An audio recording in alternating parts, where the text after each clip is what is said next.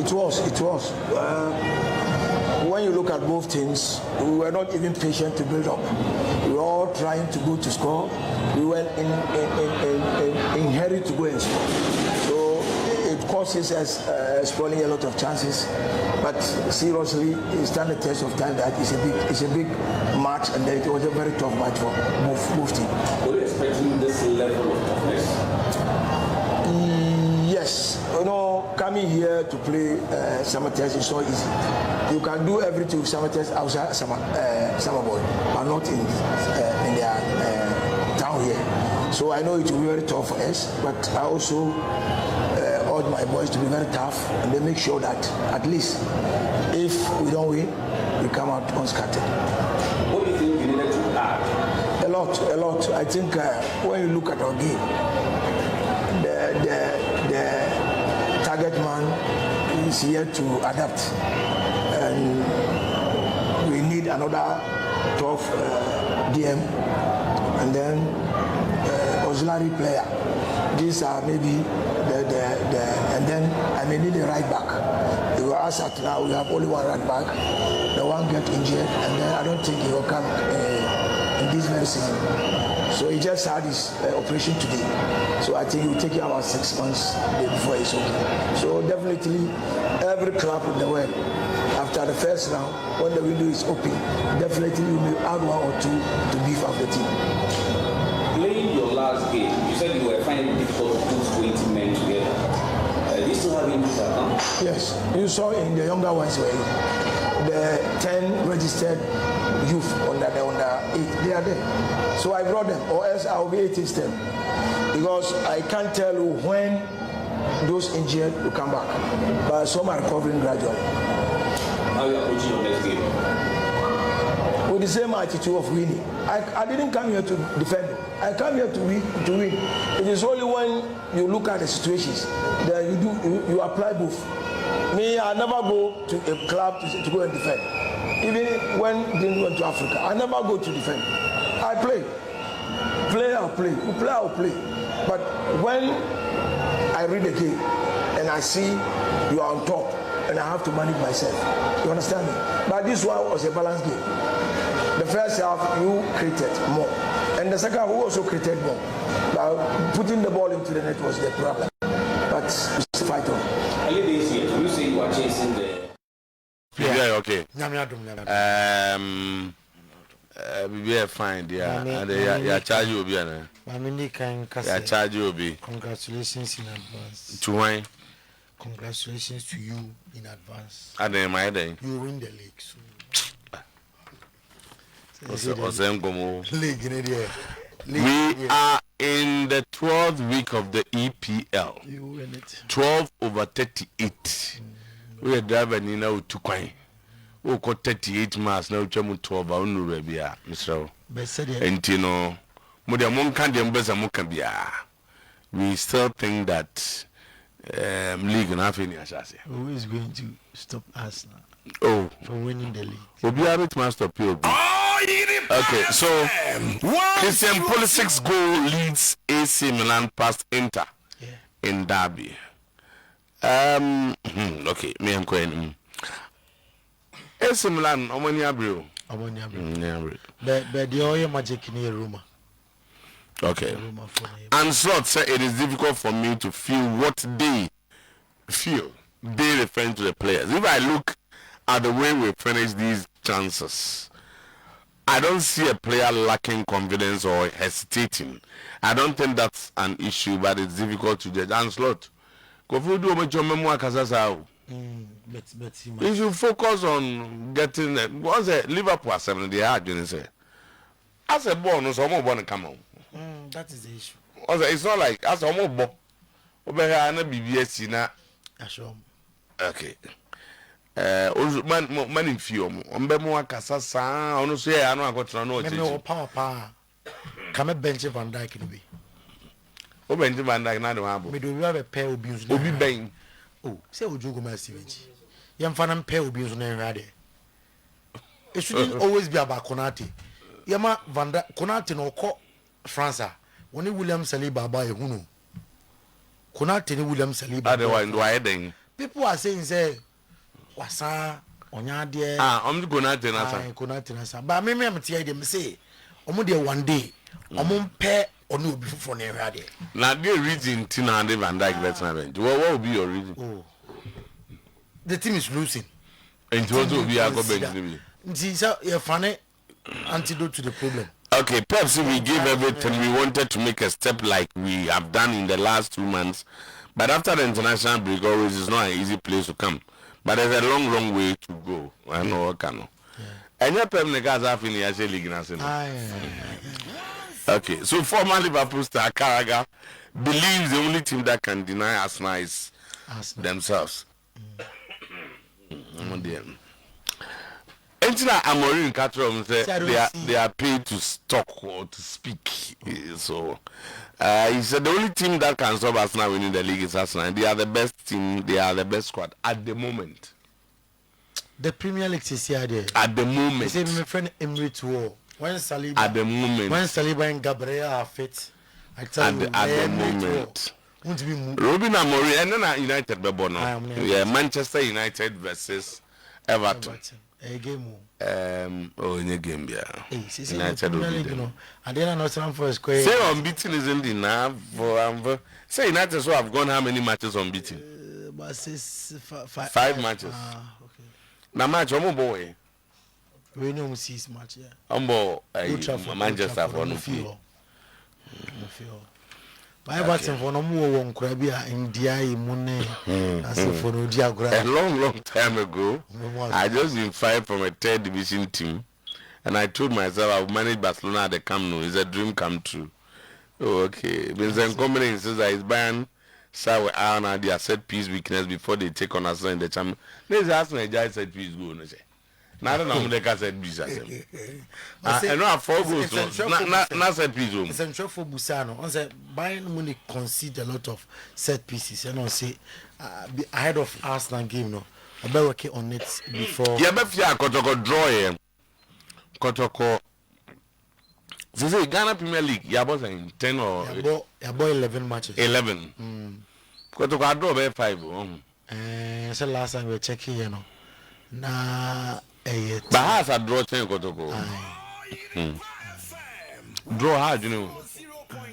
Kotoko about 10 matches. I'm about 10. 5 wins and 5 draws. 5 draws. And you got over 20 points. I want 20 points. On consider go away. From a possible 30. Yeah. Once a draw hard, you know. Of course. And last night could you talk? Also over draw me, you know, Ulusu back or any back way. In terms of points, we have 3 points. Only Basel capability if already about 23. And your Basakana last season, I'm on board and some BP, you know, okay. Basakana Kumasi. There be on board. He said, one book must be my thing on the connect set with himself. Minimum. Some boy, and I say, maybe some minimum. Oh, I got this on there. Okay, come back to Ghana had him how? Boss minimum how? And Nigeria and Akon and Zeno. Ghana, dear. Maybe I mean, call my call walk rather. Ghana, stars that.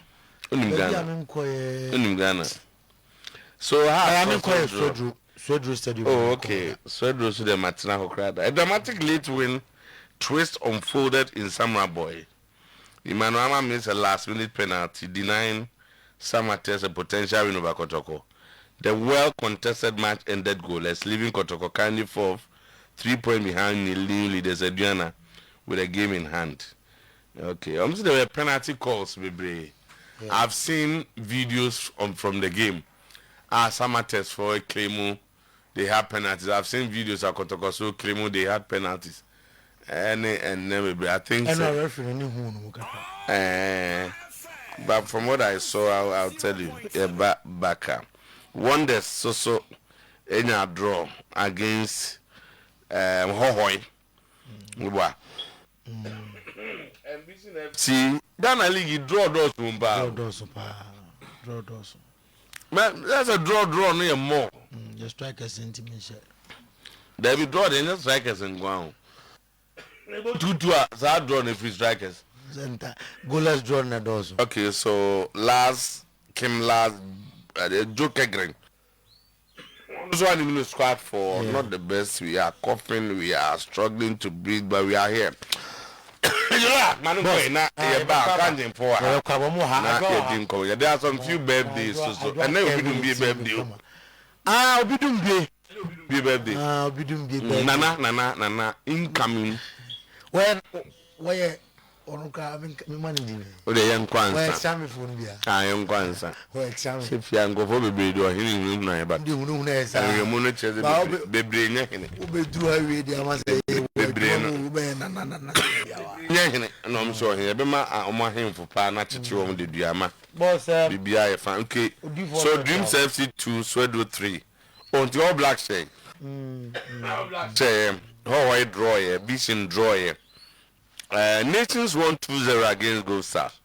Children Boys in the former club. Okay, Young Apostles draw here. Sometymer. So how many draws? 1, 2, 3, 4, 5, and now 4. Wow. And now how are charging you?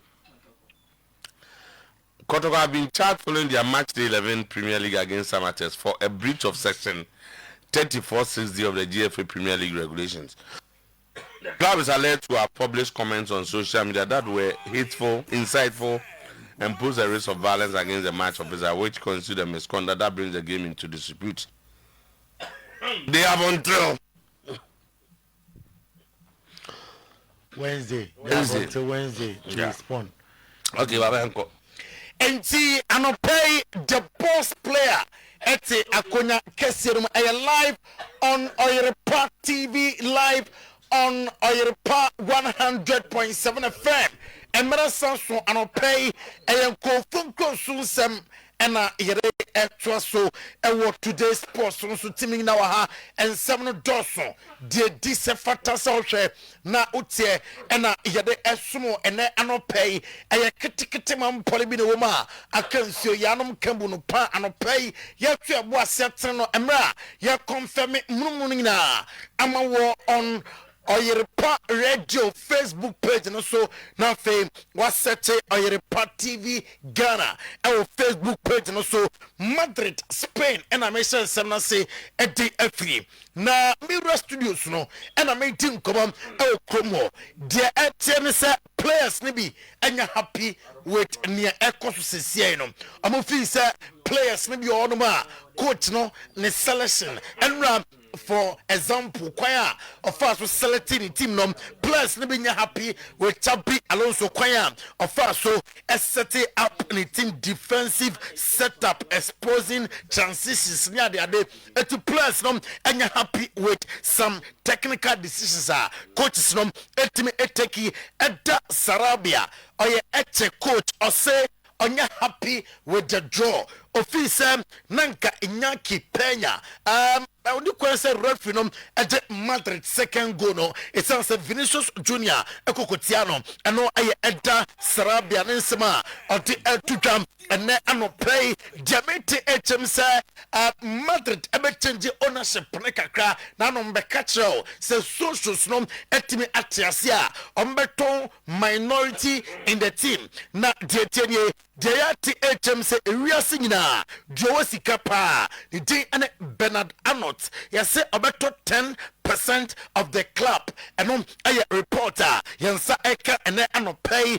Chapi Alonso send the team no and collapse da among for say after Classico as a matraima kwe Polom Palam Samnum Edoso and also that between them collapse here. Now this is football. A dubabia results now team and amount for a cancel baby. Now no babia ya de Eric Garcia Kokoche then Jambo game and team Kudimobia and carry results num and to be Amanum and Wenina. Etimi Atocha Donsem to him and pay Chapi Alonso Kasaye after the game. Na Ochechemu why 2-2 no etime about chemsa second goal na am consider you know and a healthy team no official na onim say differently the winning goal ebeba na mom ni plus line defending Drubabi na Federico Valverde ogyina ho one press one closing the gap ning na factors ama we no ama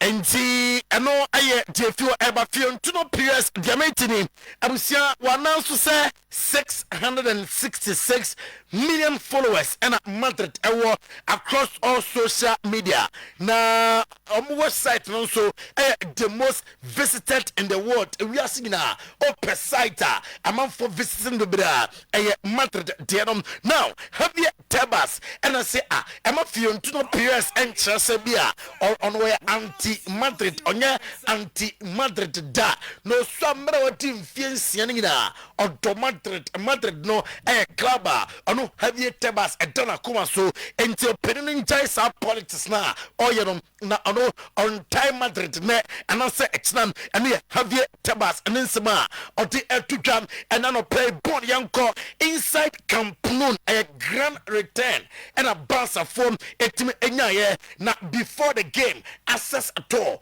omo the stadium no to ho mobia at stadium no we Spotify company emra game no be koso na yede two screens so ultra b and ano play na return you good emma a gap of over 900 days return to Spotify company na omunya emphatic victory over Athletic Club Bilbao shomo ekanai homantimi antibi na a new record and a Hansi Flick abusiam watimi aye onim sa de ba ko a ya na hu basa ye pa aya womon kodano de La Masia o twen kodano efiri obana Lamine Yamal womo ba womo mediagro na onim sam since and the scene no the first since 1970 Barca at the 7 players woman our Catalonia Cromo static game Tiano Kai as Nensum na Hansi Flick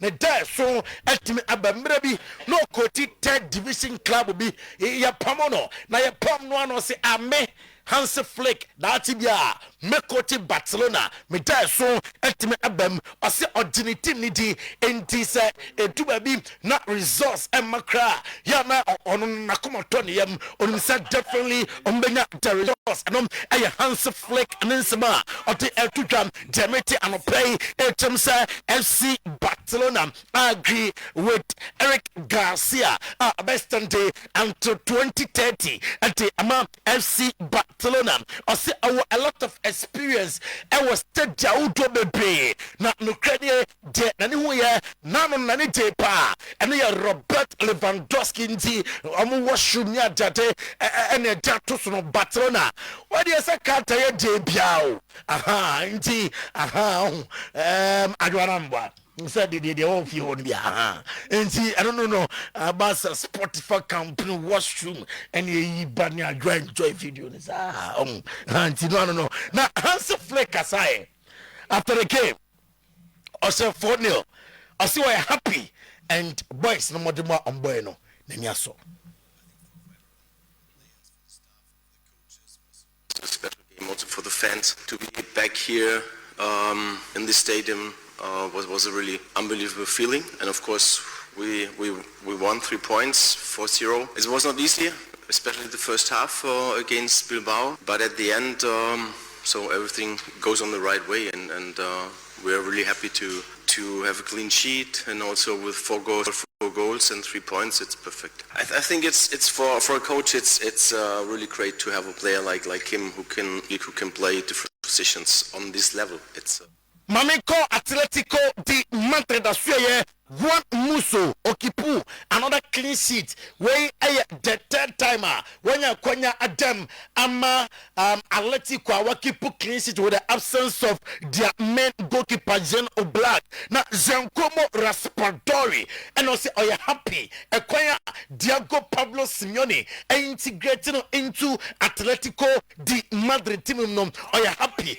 I say Atletico so Dianano the ingredients are the team at the gym league no Emmanuel Ye and Giancomo Raspadori Inter Milan Abusiam onim se mekom was macho na moment ko Inter Miami amaso ye Inter Miami Abusiam 25 goals in the last 7 matches. 25 goals in the last 7 matches. Leo Messi ultimate system 22 of them. Super talent by our standard. Marcus Rashford is back and Otuo with Barca and then Anope hopefully against Chelsea. Obetime Esiakai me fi Spain na fi ba England. Abetin kobom ewo England and Anope Thierry Henry and edi atuja say Arsenal. About Mikel Arteta, so I'm follow the process and no, and I did team no aduru baby a team adu and no they all guide on and he said team with the bien timba I hear any answer he said sure your born 9 ebereti Eze William Saliba near that be sa team with dano I was so omu free ho ade no I was say continuous improvement now Fenema Koye Emma Jamaica Gasa abepa ebereti Eze ase emra okọ Chelsea no emra okọ Arsenal mum o kan sembi efa no a ofiri se sa level no na onduye na mum player no etimi approving wrong eno Jamaica Ganisema o ti atujo wie no say oro de oka so obi be enemy to Arsenal na be no enemy so obi o Premier League no na obusa onom se hwan ena betima challenge Arsenal for the Premier League obeka say Arsenal for na esense ono otiti se Arsenal ewo the squad Arsenal ewo the able men to win the league and ayansima uruanom enti etuja ene anopay Mikel Arteta ena enti atuja sere ono ne 96 gas no so the all catch at the Premier League clubs no so be 6 points no onyi ne 9 free gas no so ene masa stars rate no tiaswa improvement now for subsequent matches no we no etime about semra na a special day etime ono Mikel Arteta after winning the North London Derby comfortably in some way. I enjoyed every minute of it. The preparation since they came back from the international break, the energy that I felt, the hunger to play the game, the enthusiasm, the joy, and then when you are able to play in the manner that we played, perform in the manner that we did, and to win with the goals that we scored against our rivals, obviously is a very special day. Well, we certainly wanted to impose ourselves in every department, but it has to start that with that intensity, with the duels being very precise because the space is limited.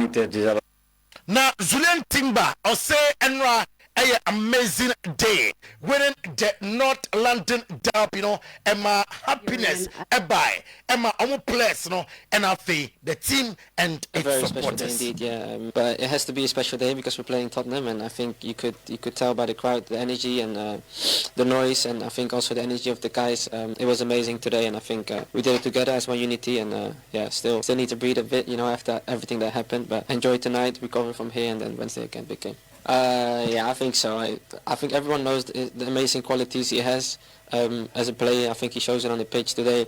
Now, Mamiko Manchester City, Pep Guardiola, Numbusari say, first number Bosunum, affected team Nana, Ebia Tuesday, now what Thursday, Saturday now surgery. Usiakai almost 3 days beer, Musiakai, and also ya bought in the tight shadows.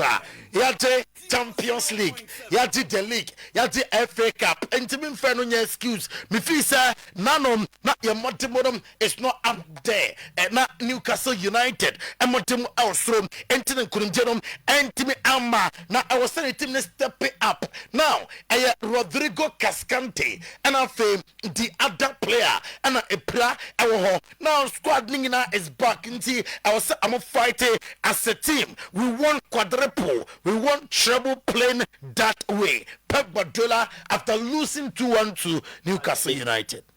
I talk a lot, but the goal is not his fault. They played another standing game, back and forward. His passion and love. So the team was good, and we know the way they play in an intense play. You have to handle it. We handle it. Our momentum. They have the momentum. So always it happen like that. Second half we adjust a little bit. Our midfield players were closer. They were more in the position that we need to do, and we were better. And after.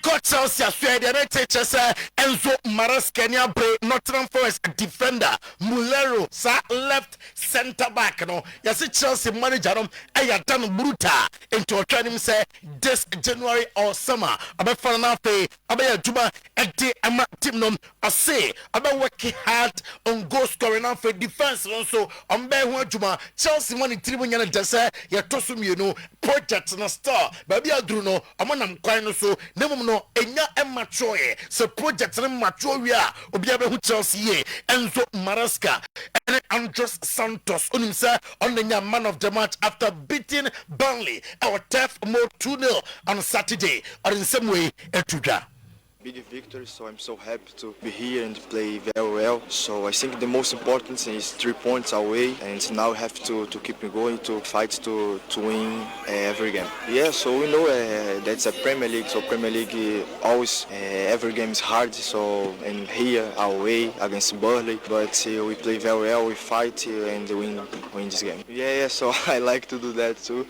to help my teammates too. So I'm so happy about my performance today. And about the form. January say why crado na odisika ba Ibrahima Konate ombe jane se fanoko no nkosi akan emfa emawo anya reporter eka yensa ene anopay and slot say ohwe the place anima enye place I'm lucky confidence. Say be abeka say I yes I can me place no. I'm lucky confidence. So see there be onsa e wo me place no on for blame mobia. Say nkunim deba na ayame and slot ne bo abaso dia. E nkugo ba me take the responsibility and slot and some no. Mama ko Italy na fe yenim komo e na no pay na bon minim sa tene demua fa Paul Labili Pogba Paul Lapili Pogba and Trekes Aquani ya weekend, you know, Nanya some Ketwao of the bent Bessia Kai and my ass Monaco now a dad done on Finfio Aquano still the arts no. I said you see Togbo Massa still Pogba what means as a physical strength in the bar or about to say yeah, they be about in Pogba no now Odia Shannon. Quite first with Jibo and Finfio Ponye Abba. Yes, oh no, nti Oyerepa TV. Yet not to so Paul Billy Pogba. My friend the art so the besi anwene bono. Oh, how is it to personal? We no to mark Kylian Mbappe. Did France J World Cup no. He say Mbappe pa nyako na ko jam French national team Finfio na ko sa to pass we ba and come from Max Allegri. And say Ukrainian the team no are happy with our performance improvement and kakra about Christian Kivu and the Atuja say obo AC Milan abaso officer way asiri about supporters natural I was I'm moving on now I'm to so every home Inter Milan Demitini Emiliano Martinez Amashasia and Saint Tim Comobim say Emiliano Martinez among some ebetim akanafe Habaya Juman at the Amamo Marcos Turam at the Atuja Sara and Milana Din Kunim Nesebia Milan baby on Adiabia a canta attack na and ya I'm to a mom Jean Piero Gasperini they say I know an LED Siriano na ose one or bought ne mrantena abaso with a motimba woman ten a dembra woman a boating kudim eka miensa na Roma ete crimonese abon 3-1 na yamfon to animsa uruanom ekonya second yellow card 62nd minute and match against Napoli no on to be and not bench ningina munisa Yes, sending it off. And now, that second yellow card. Also, we're happy with Evan Ferguson and Motimba or that Nadia. Na Alusamidi Sinum, Oko Germany. Ora Vincent Company say. League Nadia Otinkunim over the weekend. Difficult fight and at the window Abaye or the opportunity against Arsenal. Set pieces Ayana or the constant goes no about working on it and sample and on the Arsenal at the abo ani. On this note, live on Oyerepa TV, live on Oyerepa 100.7 FM and I'll pay your also at the amount for monsoon seminar. See today's sports at Twaso or Sometymer Otuo-Acheampong at Trase. Now before that, Mesro, Tramisimaka Krabi, Nanamincha de Demre Town, I had a pa, make tones you. Now, Canton and Najak drinking water and I'll pay energy yai. Ningamuna aye Canton and Najak drinking water. Yaso nom and Najak drinking water na. I dear pound yadio. The biao down now so 24/7. Now perchuma me mahubi a mana yam siesa chrono muntemno. Chrono muntemna mu de bia mu komyamiano. Nom kanjen high pH nibi. No. Simple. I see me too. I do I say. Yeah, fun. Yeah, that's down here. Chanopedia. To Janame. Ghana, you are seeing now. Yeah, that's it. Yeah, bet you it's here for me. I have four. Baba, I'm just an opera. Sorry, you'll be a dry. At your chin is saying, I shall carry fresh dresses. That's the inside. Wine alcohol no maco room. Alaza wine alcohol no maco proper hon mama a whole iron needs. And no, I know Nama and pay and topic, you know. Optimal hydration and effective functioning of our organs. On say water is life. Water is life because Nipeduano 60 to 70% of Nipeduano ensuo.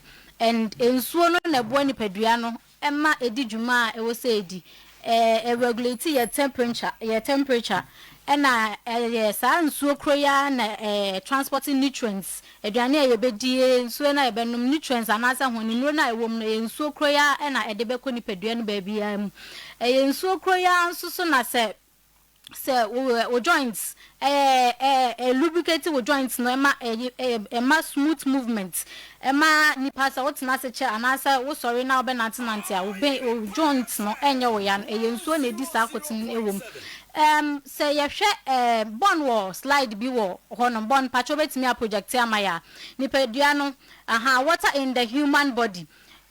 Our body is 70% water. Your kidney you see 83% of water and a didu juma e woni peduano. And this a kidney no e betimi adi juma e betimi a filter moja no so ayi thousands and na say e fia woni peduano ma e be yusu enso 83% and a di say juma. And just imagine so one no so a and na say enso ni peduano ma kidney no e force eye juma enka wo say dey enso be bwana ma dey 83% iron entime anye it will force itself to work that much.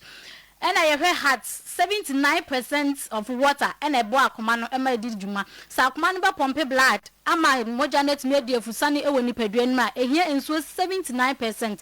Just imagine say wo sorry a enso dodo say na anu na dey enso dodo say na the whole day obanuma ebema wo 79% na ma akomanti e dey juma.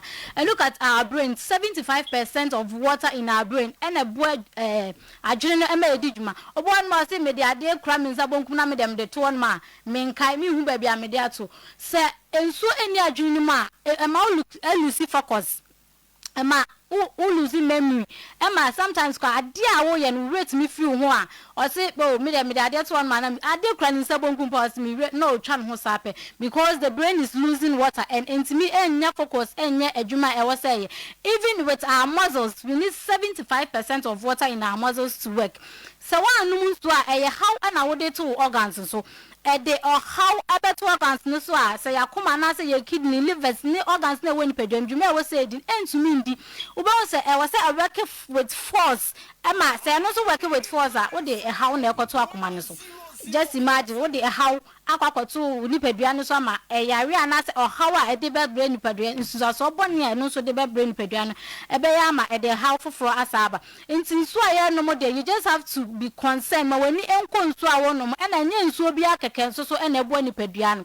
You need alkaline water. That is why you dey canning energetic drinking water abeja so say emebo nipadua na kwa nyina cause enso ni de akwa say nipadua no zoom lion e wo nipadua no eyi e how anase thousands bi afi nipadua no ma nipadua no nya ahoto edi djuma e wo say edi bon pacho betimi the second slide na amaya yeah share the benefits of drinking canned energetic water. Also fluid loses occur continuously from the skin evaporation, breathing, urine and stool. Also you lose ensuo anase ensuo free nipadua time bia esan say yet na wiam ye nante emframa ye home junso ni se bia ja na ye kɔ ni nyina afa so ema nipadua no lose ensuo enti da ma wonu musuo no na e kɔ replace nia every nipadua ni mo no. And these losses must be replaced daily with canned energetic water for optimal hydration. This is optimal hydration and as a health for your system and your body. There you need canned energetic drinking water. Canned water benefits. You have benefits of canned water. No, I say one, it boosts your immune system. Immune system no, senka immune system na ye weaker. Canned so no nebe one boost the immune system no. Ama immune system na very strong to fight against diseases and as yarebia and as or how bia ebe koso we nipadua nu. Or say it keeps your kidney healthy. Kidney no e healthy. It improves circulation of blood. And it improves digestion. Obi a wadi die ana order. So we did dinner and so ni so bi num gusua e digestion ekoso. This is all because ensuo nani wasusa microclustering property of canned and e boa manipadua no edi sa adwuma de ensuo manipadua no eye sa adwuma e bo wura nipadua na kwa ba bia e wose etimi wura baby anka bi a thousand bi a build up fi bi anase fat bi akoklote wo hono manti moja entumi eni afusane ewo mu no eboa eyi fi hono huhuru nipadua ni ema nipadua ni nya fa hodi anase ahoto ewo nipadua me pacho bayo edi bi beka ho but ansa na odi bi beka me bobo ye number no sebe ya obi tikema anase obi esi forma waje number pacho ye number ni 0241 44 91 0241 44 91 0507 37 94 74 Pachoba yonso de kakra me de beka ne ye sister aka no ho ene say me de best start with question na question na me bisa ne say si ye hwe ye slider ye born a project de mai ya so hwa so a nipadua no eye nsuo nko a na question na mi bisa ne say sa nsuo we say a ekọ nipadua num no ana say nipadua ni hia no eye nsuo ben na wo say nipadua num because imagine say sa nsuo we ya ewo nipadua num no say eye acid a dien pa na ede bebre nipadua no meaning say edio how kese pa na bebre nipadua because the body needs that water to function and water na ebe woni padua num no e was eye canned energetic drinking water eye alkaline because it contains a lot of minerals and as minerals no and eboa wakoma no ma etimi regulate blood how crumpa ebesi a pump moja no through your veins and your cells and whatever that it is no eye insuo e containing minerals na say insuo na wonom no en containing that kind of minerals blood no meaning say kwan crumpa ebetimi afa so aflow no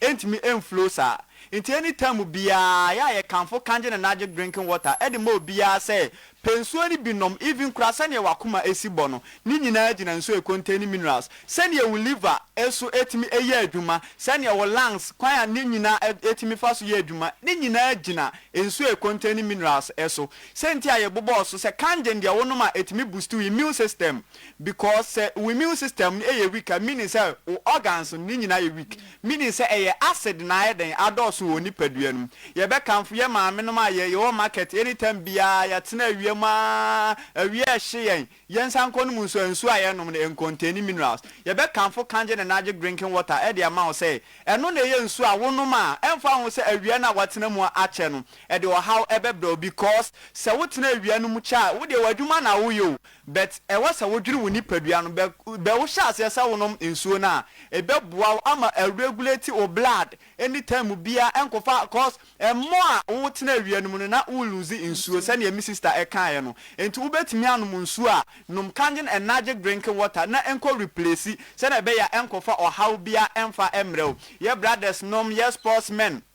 Anytime the body is going through activities ye adwuma ne kanyina ne se uhia kanje na energy drinking water se ne be ya ensu a wuluzi no ne be ko ni padua makwa replace no e contain minerals bit se kanjen se ne be ya e be bo ni padua no ama atimi adi dwuma bia e wo se edi what na esi ma abre nyina na esi bon ebi wonum krompa na uni padua no sel se ne moja no kurasi flow no entimi enflow bio but sa wonum ensuo na emfa wo se wo esim because it regulate body temperature because it contain minerals and so it contain minerals at any time bia abre nyina etimi eboa manipadua na edi dwuma bia e wo se edi enkofa o how bia emre oni padua nti ye be kanfo kangen e de amount abre nyina ye kanfo kangen e de amount na wo edi wudwuma se na be ya ebeboa enkofo how bia emfa mrew ena kanjen so ye de nhihye papa ba abre nyina no se wo eba yaso ye se na ye de number no to dwa na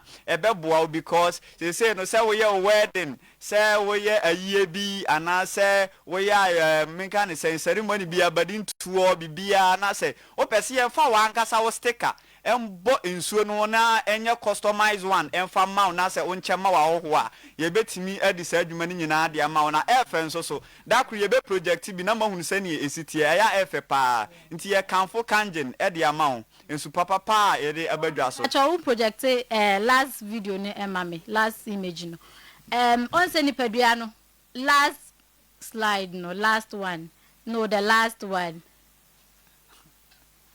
Okay, also 75% of the human body is made up of water. A person can live about a month without food, but only a week without water. Nipa ubetimi atna no bosume wa bra wundidi, but so one nsuo na watria you can die out of it. Water leads to overall great health by flushing out waste and bacteria that causes diseases. Intina Dr. Otuo-Acheampong say no disease can exist in an alkaline environment. Yadamasi anope. Your number is 0241 44 91. But ubet me afre anytime bia yebejo so na ye ne so atwetwe nkomo yedas. Right. Ye toa dwumadie ne so ede amamu nyame monka ye ho na afi ye ntwa ye ho mrak sima kakra bi ye ba show no ebeto aso ewo ahanum today sports na utie na ohwe bi ewo eye TV so Kingdom Herbal Center enupa no eye mensa pebito anopa ebeboa yade bia edu nya no betu ase ede ama Kingdom garlic capsules and bitters eno immune system no edru eyi stress efro yi arthritis eyi hypertension efro heart disease na fi cholesterol level no ateso ede ama Kingdom ginseng power capsules eno enso eboa omo a omukọ empaso a omuntimi nya adwuma sisi are free ho na fa yi mental stress ewia na ma physical energy emana dro no Kingdom tremendous capsules menstrual disorder bad odor and a vaginal infection ni nyina yadia eba man so aya na ha adwene panti tremendous capsules no ebesiesi oba ama oba waye kama enoi ebi ewo ba bia yetonro pharmacy herbal chemical shop across the country dodo na apata visit Kingdom Herbal Center kanshi drug line ho ena dodo na ewo o from a 0597 298 855 0597 298 855 and a 0559761144 Kingdom no challenger. Amen Scientific Hospital the best alternative medical hospital Africa. Na expertise no and it's a oba not stroke any dunya. Ye be yan wadwuma de ama ne yeto ase be mo asore agina onan so kama na bibia wo ye bia no atumi aye. Wo de ya wo ho nsem a oba yebema awo na wanyaba chronic diseases yade atena so ache wako a entumi enko no bra Amen Scientific Hospital na yenye ho adwuma emfa emao ye machines a yede ugina so na ye fru na afei machine no ache yade kopoten eha nipadua no ansakra na ye nuo na ya certify ajatum no yede bi account hye no so se nuo no eye makomako aduonu enan na oba yedi beka amoanya ayaresa oba Amen Scientific Hospital Kumase yawa Twema Techiman kwada so fuase ekwan so other branches ewo Ghana 18 enchi boga wa bibiani Accra Takra de Tamale ho Sehide Biso Atebu Nkoko Sunyane ena hohoi for Amen Scientific Hospital ewo 0277 001234 0277 001234 Apomodin Herbal Clinic Dr. Sam everyone pay doctor say for when you are dealing in a brand as say obey ho adwuma amwo ade yi nipadua no okania enwani entwen ese kanea hwe nipadua no so ne bedum edumu a na ese sum ena ato nipadua no enu nti ena ewo se wani no oma no eyo dadwene se obehwe se de biara ebeti kama ede ama okọ apomodin aso ya glaucoma Oye hu adwuma eye pressure any cataract eye syphilis long and short sightedness ni nyina oye hu adwuma ewo na soye doctor se oba obemu ani no ati ose oba oba fa candidiasis sebra waist pain oba obaye hu adwuma goiter compo eno so oyi edi free ho afa blood pressure ewo sro hernia any ulcer ni nyina Dr. Sam eye hu adwuma owo Kumasi Sofolai soldier for kwan ne so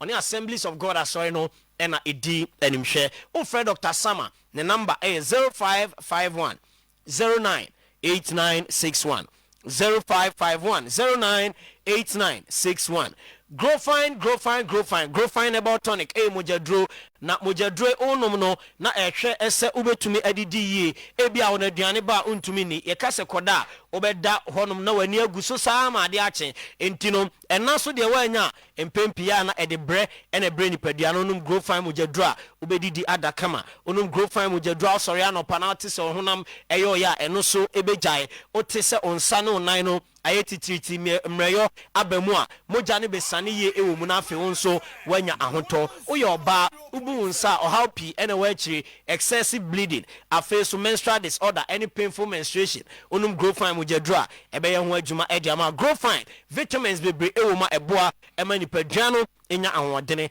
pedro ibito ewo misty herbal colina herbal smart herbal frediment apidank pure leaf and afi chemical and herbal shop bia ewo maimu ha yede ebi akohonom dodo na apato a digital herbal clinic Kumasi Amakom roundabout ebe Bank of Africa eho ena obenya aduro no dodo na wato free grow fine mpanyimfo ewo 0244 596532 0244 596532 na waje ugro final ebi edek SM bites anope me da so wa ha me bon kaye oye bema na otimi oye oba na otimi entwen ma de bia bema no nko ama se ne kondo we also oba oso timi ka che ho kani se ukon edo no na mo wo hono ma eya mo hu nhia mudie no mo ma ne nye ntentem emfama mo ni nyina ne se no ena de anije eba ware no na de anije ba fi onom de bia na me ka che se oba wo ne nete na o ma ne ho ensepe na de biara na ne boafu asem no kranya asem ya bufu a oye ya na wamuna ehwe wanim enu nti ena 21 times in a month e woso no ho kani edi enhyemu na ubenya atenka ebe pushi se ko na ekọ fa match na edek SMBTS epeja libido ni ma ewia na ayo sisi ade no ho adwuma ewia na ayo low sperm count ni ho adwuma ewia na afi premature ejaculation so okọ animu na waje mu ntem de no so ebe ye ho adwuma edi ama edroi ebi ewo chemical shop herbal shop ewo Ghana maimu ha odo ani chem ewo edu herbal clinic na so ya obenya dodo pa to ofre na 0243 989 368 and 0201 044 221 na wajo edek SM Bites ABA herbal clinic softwater software rasta software sebra oba obemu wadro ni bi fagu aduane mnedi ewura u system ni mekọ ani no ntini so na ate ani ne so ede ama eye ntini mu adwuma se de be ya yade bi a eba se ba attack wani no se bi ye syphilis o se cataract o se glaucoma ni nyina no eba entumi entena ni nyina ne se doctor drono na eye wani no ho adwuma ede ama doctor se bi a wo de no eni yade na nya duru awie wakọ ha o se o ye ntimi nya o kọ ha ese ne agi usika ne adefa ne nyina bra oba obete wani no kama o se for menstrual disorder hypertension afi prostate liver any kidney ade efa bra na so eni nyina obeye eho adwuma edi ama wo mum ewo Kumasi meche ABA herbal clinic Kumasi kwada so dwenase main market eche on man ti kwada so dwena se eche main market on my ho na omo ewo doma incro so omo ben Beneza preschool ni apia Kubico store ben papa for ABA bar clinic ewo 0541 565 199 0541 565 199 na 0502 812 161 nyame ya domwa 5th December eya fofida Farmers Day na sada no na yesi wo se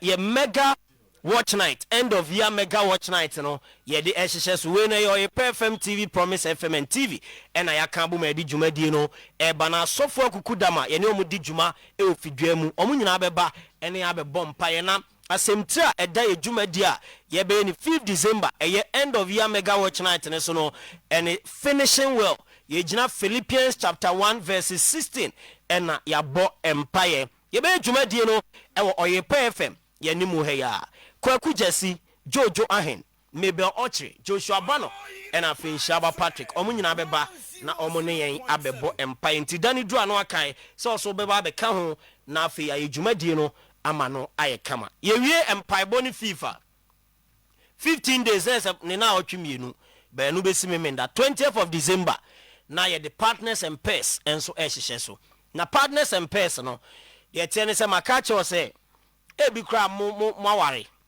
mumpie aware amoware de bia ye fie mo hye mo kubu na mo hye dem mo saa omfa ho kani mpie nkwaje nani omfa ne mfa ba bia hechese mu nyehwe no anse de bia mo hye dem saa enu ntini ese momfa aware ni mpie mra bonten December bosome no ne de toso aduo no na mo ba no partners and pairs dwumadi no ye hwe se ye be revive aware no e de ama we bi kra ma ware mu ware ye anije bia nhye den de bia ntokwa wesi oba e be revive de ama ebi so ana wutie me o no ya nkonam single o ye oba bema oba hono ma e be connect singles ni bi e de ama hono de ana e me de pa ti revive marriages na connect singles e wi a na ya celebrate love we know e de papa na e anajwa good music informative talks delicious food connections and commitment e be koso akasa for ne Pastor Patricia Morgan Eshen Bishop Dr. Stephen Tufona for Apostle Abraham Lamte na 500 CDs for couples na 300 for singles into ba na wadress kama na wahese dwumadi no ba ase no eho enso ebe kama o ticket ni bi atwa 0506 044 834 and afi 0249 725 017 oba front desk Oyerepa FM TV Promise Radio TV oba ubinya tickets ni bi na wato dwumadi no eto aso edi amamu live on Oyerepa o bebi ato ananzo Oyerepa ana untimi ma na wo frɛ na bi awasende usika no ma obetim kra onse sese no ya na ye reservations ni mo obetim asend this ka no ni a reserve ticket na ma enti dani dru na oba odru entrance a ye wo mo number na wabon no bi ampanti kan komo bi asa na wo kan o da bi amfanti kan komo bi a strictly ha na ton ticket se ticket a sales outlet bi ba ye be kan se bi yakuja bi wa ha na yakuja bi wa ni nyina ye be kan se de be ya be ko na wakoji mate solo that's it. Okay be fine well so ben you too send here the shisha so ano da je ni pusos some ne dos be brain ti ban sana chenye ni party ni ko okay well party no na say we chira da ada do party me wrong go da wrong wrong no okay I say party me give and take visa na ba quarter from team from party no nice and your may behind the scenes Zach yeah fine so young boy episode 2 weekend he was lovely interesting matches in the bus over the weekend on international break in between Kwamu bebre international break in the call you know na you train how club football never back well key stories pop Pogba oko French Ligue 1 ma oba back oba Barcelona oba Spain Barcelona echo back to the Spotify Camp Nou and Omo Tichi Atletico Bilbao lesson Madrid getting a draw, a lot of controversies, especially refereeing decisions around the Madrid draw. Uko Italia Mizotu Roma I'm for watch out for Roma Pa. Looks like they might take advantage of this particular moment. Milan winning the Milan derby. Max Allegri once again HSF when it comes to coaching in Italy, who deserve the respect, who deserve the applause. These were things they see here. Italy, Juve draw, Mobaba England, so to Chelsea winning, early kickoff, City losing, Liverpool losing, Arsenal winning, and extending a year or more place our top of the Premier League despite the injury issues.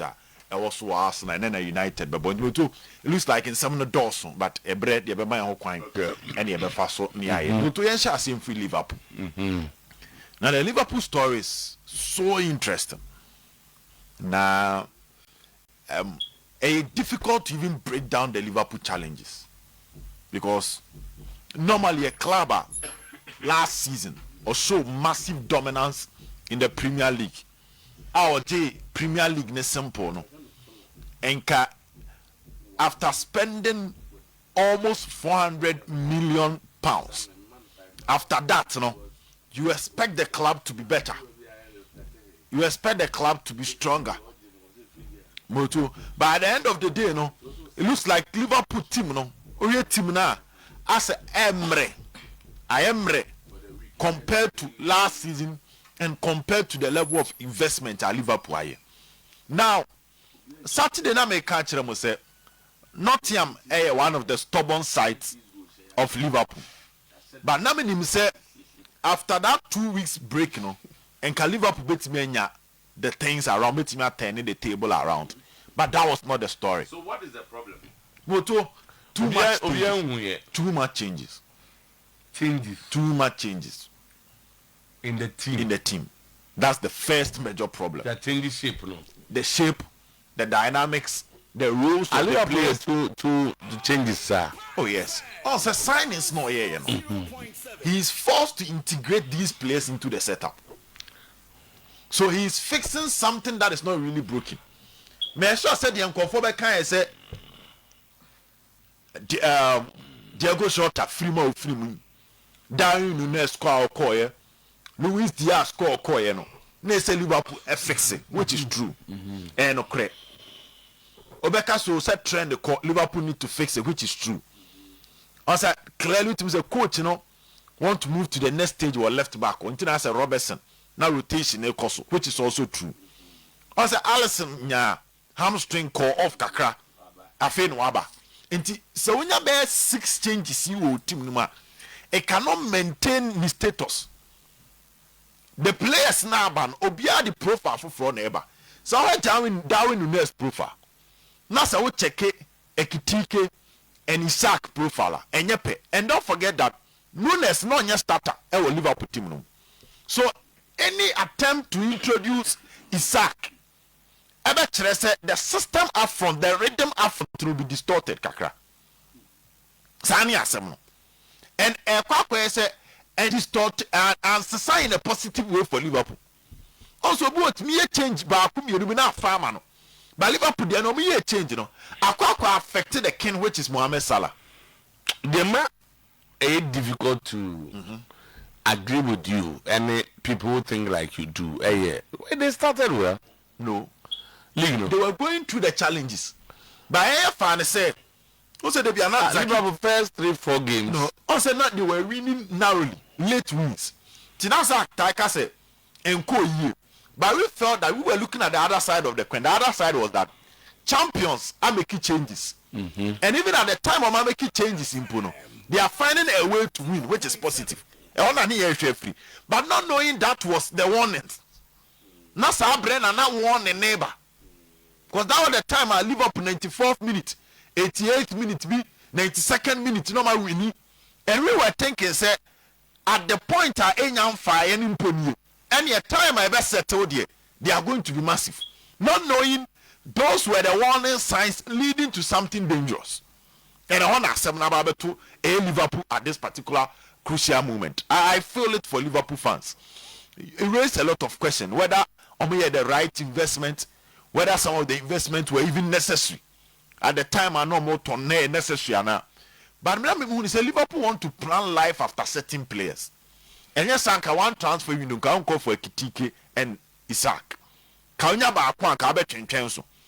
But we say no ma dwene wo mutrim nyina na say ebetru baby they will decide to play maybe a 4-4-2 system where these two players will be leading the attack. Now so to kai time Isaac but me can say let's not expect him to have a good first season because almost every time will be a club will be that kind of combination, you know. And when you look at the numbers, so Liverpool have a long way to go. After the game, Otuo fans need be calling for the head of slot, but I think there's so many about three. Omumani January near Hardia, but we will take the points now. Fans new is here. I'm say Klopp and Kenya this kind of recruitment. Ebianka resource are club the Bebane be massive because a nyoma on no film. Anyhow tight the budget was, no. Still ultimately survive. Yeah, normal Liverpool competitive. The firepower was there, no. That is what they were expecting from this manager. A lot of loopholes in the Liverpool team. Me sure said January they will need to go for defenders. Almost 20 echiro kakra. Near Heseni and Yoma Bekwama Liverpool a year away echiro. But they have a long way to go. I can feel the pain, and Slot will need to save the equation. No to me try and match, no. Also, there's this theory say Liverpool and United in rise at the same time. So Liverpool rise here, United will struggle. And as a United rise here, Liverpool struggle. That theory is there. Also, recently, what checking matches now, it seems to be going well for United.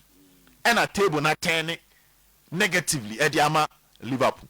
Also, starting season and Liverpool winning 5 matches twice on. Now United were also having their own issues. To make try and match a United member to see whether that theory, you know, but Slot need to start fixing things for a year. Liverpool, and yes, the pressure will start coming in. England, they are looking at the next season, what you achieve. Now, moving away from that, I think weekend one player who make key headlines was Eze. Eberichi Eze. And what a sign in Abraham and for Arsenal.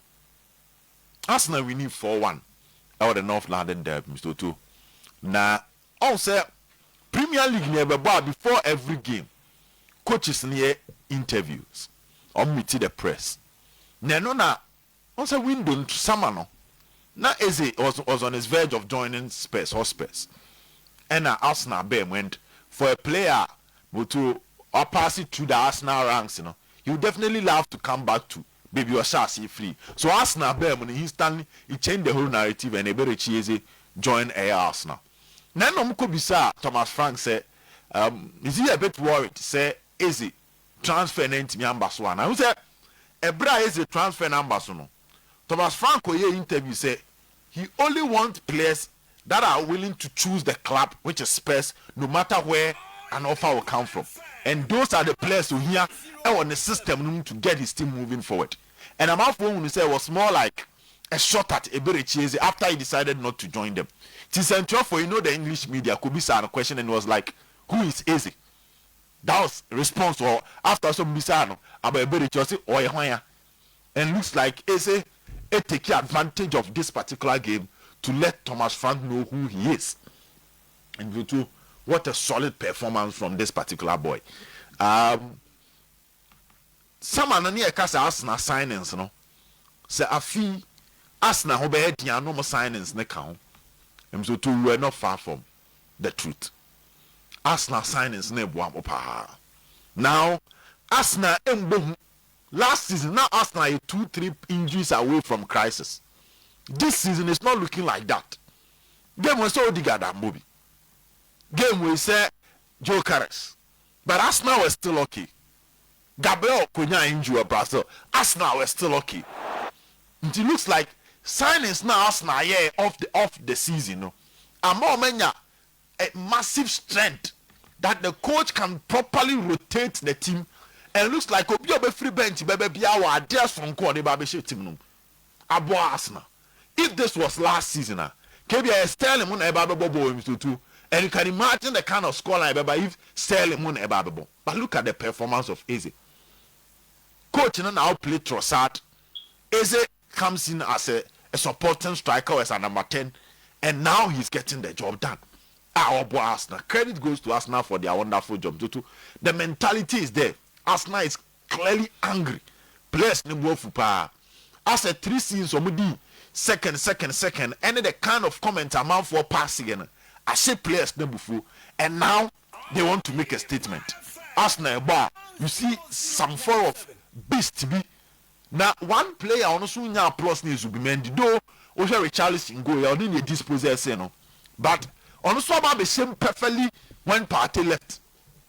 But also to entire can was him. And the Emiani we can make sure Arsenal and Caminanka party room. Because party bar Arsenal he permits went to Premier League no. And it's looking like this might be the season of Arsenal able to manage Premier League, and I would have wished Partey was also part of this team. But I'm Arsenal team now, so it's a solid team, and hype would be around them. They deserve it.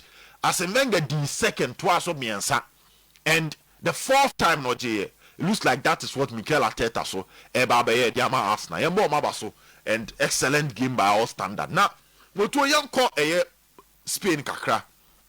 Now we can Lami Yama ball pass be. To pass now one thing. Basa for return to the Spotify company was nothing but excellent. Ferran Torres, Lami Yama, na unya brantia a friend Robert Lewandowski mo Jumanama Bastuna way anymore. Lama is a special player. So too, he was in the class of his own. The takeovers and dribbles, the final decision. This was massive. Now the amount 7 years who near said. Also, this is not the points near 7 points gap between Omone Barcelona. He said, so to a drop about year one. And a quack is a Sabrina. Bassa players now near pre plan ever. And I feel a Spanish La Liga race never be interesting. Also, Hansi Flick naturally is an experienced manager that's Xavi Alonso. And Alonso, I said, yeah, Baby do the business and yeah, be read December. And ya could January, me Holland, but Madrid Mono. As a cracks now started a show a Madrid team. Whilst elsewhere, Barcelona, despite their early injury scares, Etienne maintaining gap now. Nearby do the business end, a faina emranti neighbor. The Spanish La Liga is going to get interesting, and I'm looking at how Xavi Alonso behind the scenes can start fixing the problem. I said Debiano, news to be free man Bebiano. There seems to be some form of conflict in the dressing room. Rodrigo is not getting the game on. Whoso assisting back, going back. Vinicius when and a drought, and definitely yes, Jude Bellingham any outer Kulamo Jumano. But when Vinicius is not performing, when Rodrigo is not performing, it is definitely going to affect Real Madrid. Thank you. Interesting times ahead with the Spanish La Liga. Okay. Too. Yeah. Thank you, Sobet. Yeah, that's it. Zach. So, yes, another interesting weekend. And your experience over the weekend. But I think that what is wrong with some of these young managers now? I think they try to fix something that is not broken. And now here Real Madrid and Alonso the ball against LTR. I mean, what is wrong with this coach? You have all your players available. Yes, be Mupra or be Omututo. International break and Champions League. But I was lucky for him. Brazil is one call South America. No more Emirates and more. Into 1 year, Spain and England so they less than 1 hour. Say it. And all Champions League. I'm supposed to Champions League, we share the baby or Monamno. Conera Madrid have won. So the Barcelona have won to close the gap. So you needed that win to still maintain your lead in the La Liga. But the way I know about Frank Garcia as 11 is the same. So any Madrid lineup should be able to beat LT. We are player now of Madrid. So Frank Garcia will defend you. We have fast about Madrid. So we wouldn't watch LT for you. I understand, but to play a left back as a winger now. One of the problem. Another maybe this young boy Garcia almost striking in the starting fine. But when you're the defender, so it's meaning what is wrong with Alonso honestly. But I think he will have himself to blame because the last 2 games against Rayo Vallecano, Oninibi, and Nambasa have closed the gap. But I think and Nambasa gradually are recovering all their players back. Their keeper problems about the family. Okay, one of the biggest problems is shares in the another post momo because I one Garcia no boss and I shares in no. A move from Kobechini na. And last we all saw it when he came, the calmness he brought to Barcelona. And the La Liga will be very interesting in terms of how things are shaping up. So Ancelotti problems, you know. I heard about saying that changes. They've done a lot of changes. So there have only been 2 significant changes in terms of how he line up: the left back and the striker. Oduomobo. But that back room, the young boy now more saying if anything from Pong. Bradley is a man more cry. Bradley now more I say from Pong. It's almost any changes. You see, a coach who doesn't have confidence in himself. Yes, he wanted to play his own way. Since he started here, he wanted to play his own way. And not starting now, not only results now, say, still now, teams will find a way to, because they were struggling, even though they were winning. And English media, no, and the pressure scene is so way, then now, and I may go back to what I did last season. And I'll call back now, and also Emfa. So, after week 5, Saturday now work no more 15 points. 15, 100% record. 5 over 5, 15 points. So from 15 points from 5 games, now almost 18 points after 12 matches. It's after 7 matches, they've only added 3 points to the 15 that they had after 5 matches. So you understand a problem now, or move from at this stage there. It looks like it will be difficult for them now. What they should be fighting for is how they can get a top 4 slot. Yeah. ABC though, say in the Premier League at this stage, the highest any team has ever recovered to win the league at this stage, 8 points difference at this stage of the Premier League. The highest out what me recover on so too. So Osha,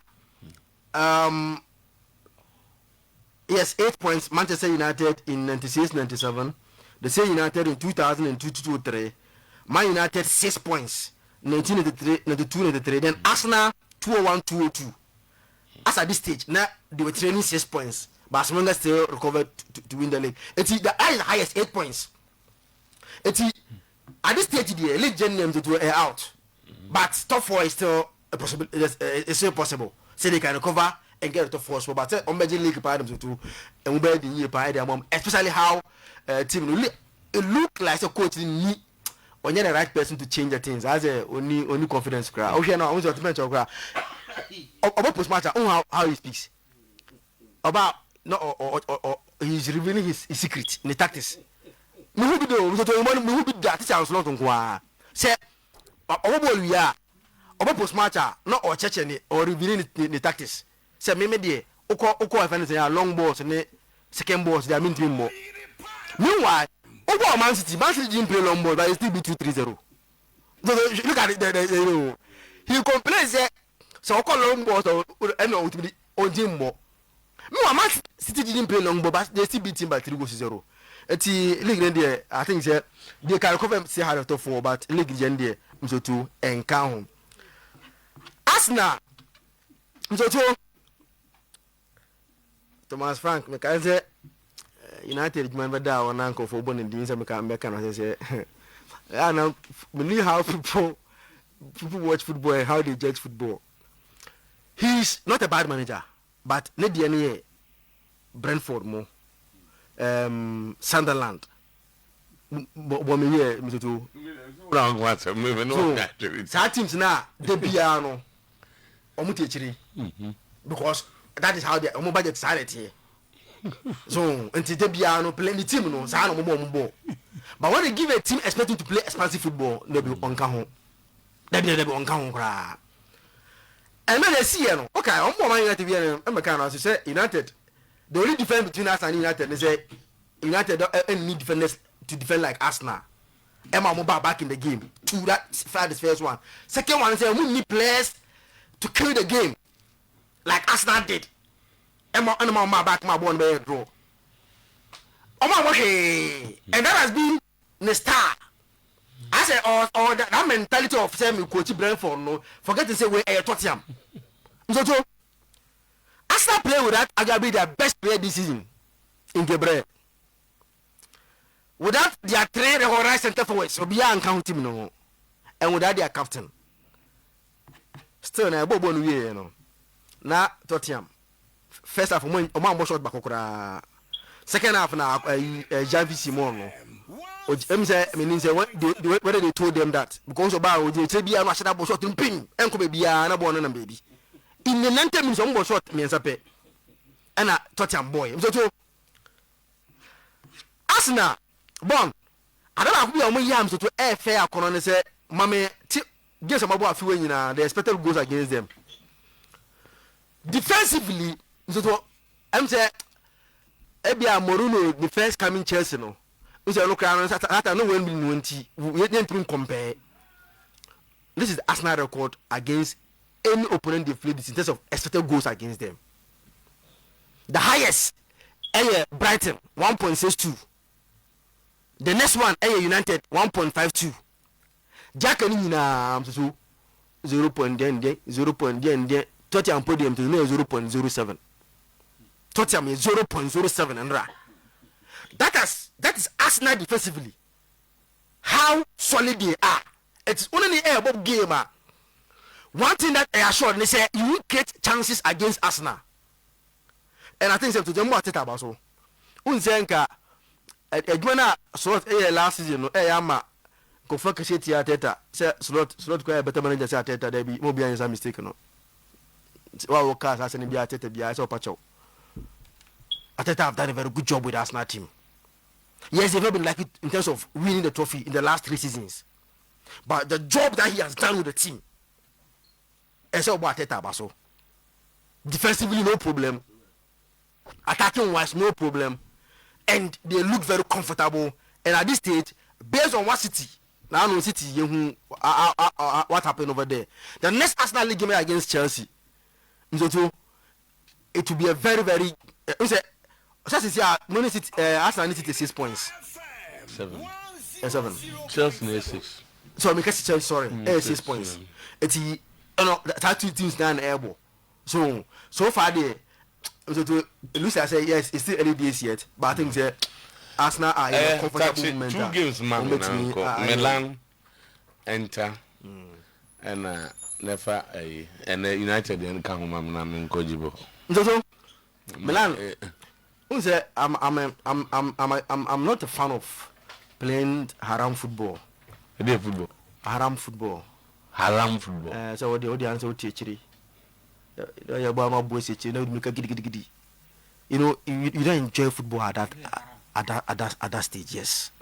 What the answer me teach you. Sadi we no, you to Yamfanjele. Things like I say, I want team a league in number 5. One say go and check their Milan results recently against smaller clubs. Because all the uncle go to what is your oh, the answer me uncle for attacking my boys with oh, the only now I want to go just now, even after the million football. Decided that on your fair to Inter Milan because the best team in terms of chances on Bonabu put na penalty. I can penalty win penalty and I can't then by the team or Bobo keep in same. Mujun Wanamenti I can say why he played the penalty the way he did. Milan I had the match, but truth is that Sabu will find the leg because teams like I said more league in 5 pay. And to Usho we are Sakas for no one saying to Obera didn't do. How do you win the league with this football against the smaller clubs? Because smaller clubs they will not come at you. Sometimes no, but this team cannot win. Now I want money a piece of money. I think about one more. Okay. United would win. I said it here on Saturday. Said maybe United now. They are on the right path.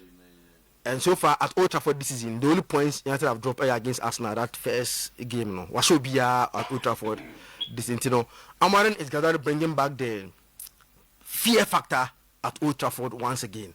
Until now, teams on show because you know say you are coming to fall at Old Trafford. I said it on Saturday. Say United next 10 games on Lucy Mbia. 10 games. On lose be. And that's what we need now. On lose be. The next 10 games of Nana one after the other. Oh, say 5 and the can't 5 in the bell. Okay. And I remember the next 10 is on lose be. Okay. So, it's against Everton. So, to young couple, 3-1 win for Man United at Old Trafford and the Annual. Okay. You are saying, never fun as a Benny day. There's a kitten who will be around football. About your but I make many memo assignment be no I about your Manchester and Liverpool 2-1 will Anfield no. Okay. Nafa and Milan Milan Interno and also Fanosuma Mena share mobile possession and Mamena to Iria Yede Akansim. Confusion is Real Madrid team. I see some can see about Frank and Sisu. League in Madrid at that top. I don't have confusion is Real Madrid team. I will bring that top. So you can be at the top. Ubet me was slow. But still, next one I would done a crown, and it does when you soon so bet me a wabra with us. And sometimes the to victory be a hokrana, a red flag. Ebi at that moment na wedding kunim ni de obejubility. But oh Tanasia says unkunim de ne kwan na fa so ba na because ade we de Manchester menwoma ya wan hwe chena sembesi. Eno bi na esi Real Madrid team no. Omo the top of the La Liga. Omo lose just one game. And that was against Omo City rivals Atletico Madrid. Madrid derby no. No mo show mo 5-2. When the Ecoso Madrid say say Ushe Real Madrid team na Zoto, it looks like a confused team kaka when they are playing. Yes, there are some games who show determination. On the ball, the game be over. You don't even need coach to motivate you. Unya coach one ever catch us a ball with your koyero. Ibini El Clasico. Say Madrid the Koboy Clasico. Not big players are more Real Madrid. Mbappe, Vinicius, Bellingham. Or more Maka. You don't need a coach to come and tell you say El Clasico ni Yakobono ntiro. The motivation anyhow how you play crowd prepare yourself towards that game is different. But there are more games to the El Clasico. So what's your Madrid team this season now? Yes, omo control possession. But they don't have that killer instinct. Aside goals are killing in Mbappe. Majority of them are individual play. So Oshomu's defensive setup. Games are opponents are able to take the opportunities and turn them into goal scoring. Madrid suffer. One of them only Atletico Madrid. And I say Oshe omni Elche game ni bia. So Oshe the defensive shape of the Real Madrid team. When they are in transition, unse nyoma nkoyi. Nti enra Elche team no on so many occasions no more expose Real Madrid team no, especially their defensive shape. Tactically Real Madrid game no too rigid. Say you couldn't say ya saani yenkono. You don't see a lot of changes in their game plan. And no none key players within the team. Roles of key players in the team. Eso ya a problem. Those are players no munche them who muro ye.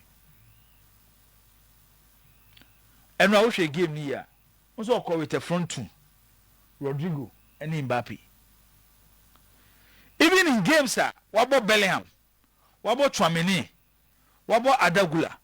Both said there is a confusion between Gula and Bellingham on their specific role. Team. And Ushe players now, even when big players are being changed, example Vinicius there no, the kind of attitude they put up, El Clasico no, HSA. The big players doesn't have belief in their coach. And they are Vinicius. But just imagine a day in Mbappe a bad day. Now we shall go. na Alonso ko yin Mbappe afrim. Real Madrid is a club at any point some president Florentino Perez they will choose their big boys over what we coach because some players in your marketing too. It's in young say Real Madrid as a club even recently during their success period in Europe tactically they were not the best side. But one thing a boy money say they had managers they were able to manage the players and get the best out in the players. It's most of their wins within that period no. Most a majority of them are individual brilliance. Cristiano Ronaldo, Benzema, Gareth Bale, Vinny Jr., Jude Bellingham. So we are watching so bad team in a tactical year so we coach a problem. Because some of these big boys to get them to understand your game no is to a problem. It is some American say and they who spinner to I did almost start discussing Real Madrid that top there, but it looks like Alonso is losing control over the team. Yes, he did so well at Bayer Leverkusen and Makaso Bayer Juma or Real Madrid, but the issue is Real Madrid is a club. The moment Barcelona takes over the La Liga, on that top say Kimana team will be that topper.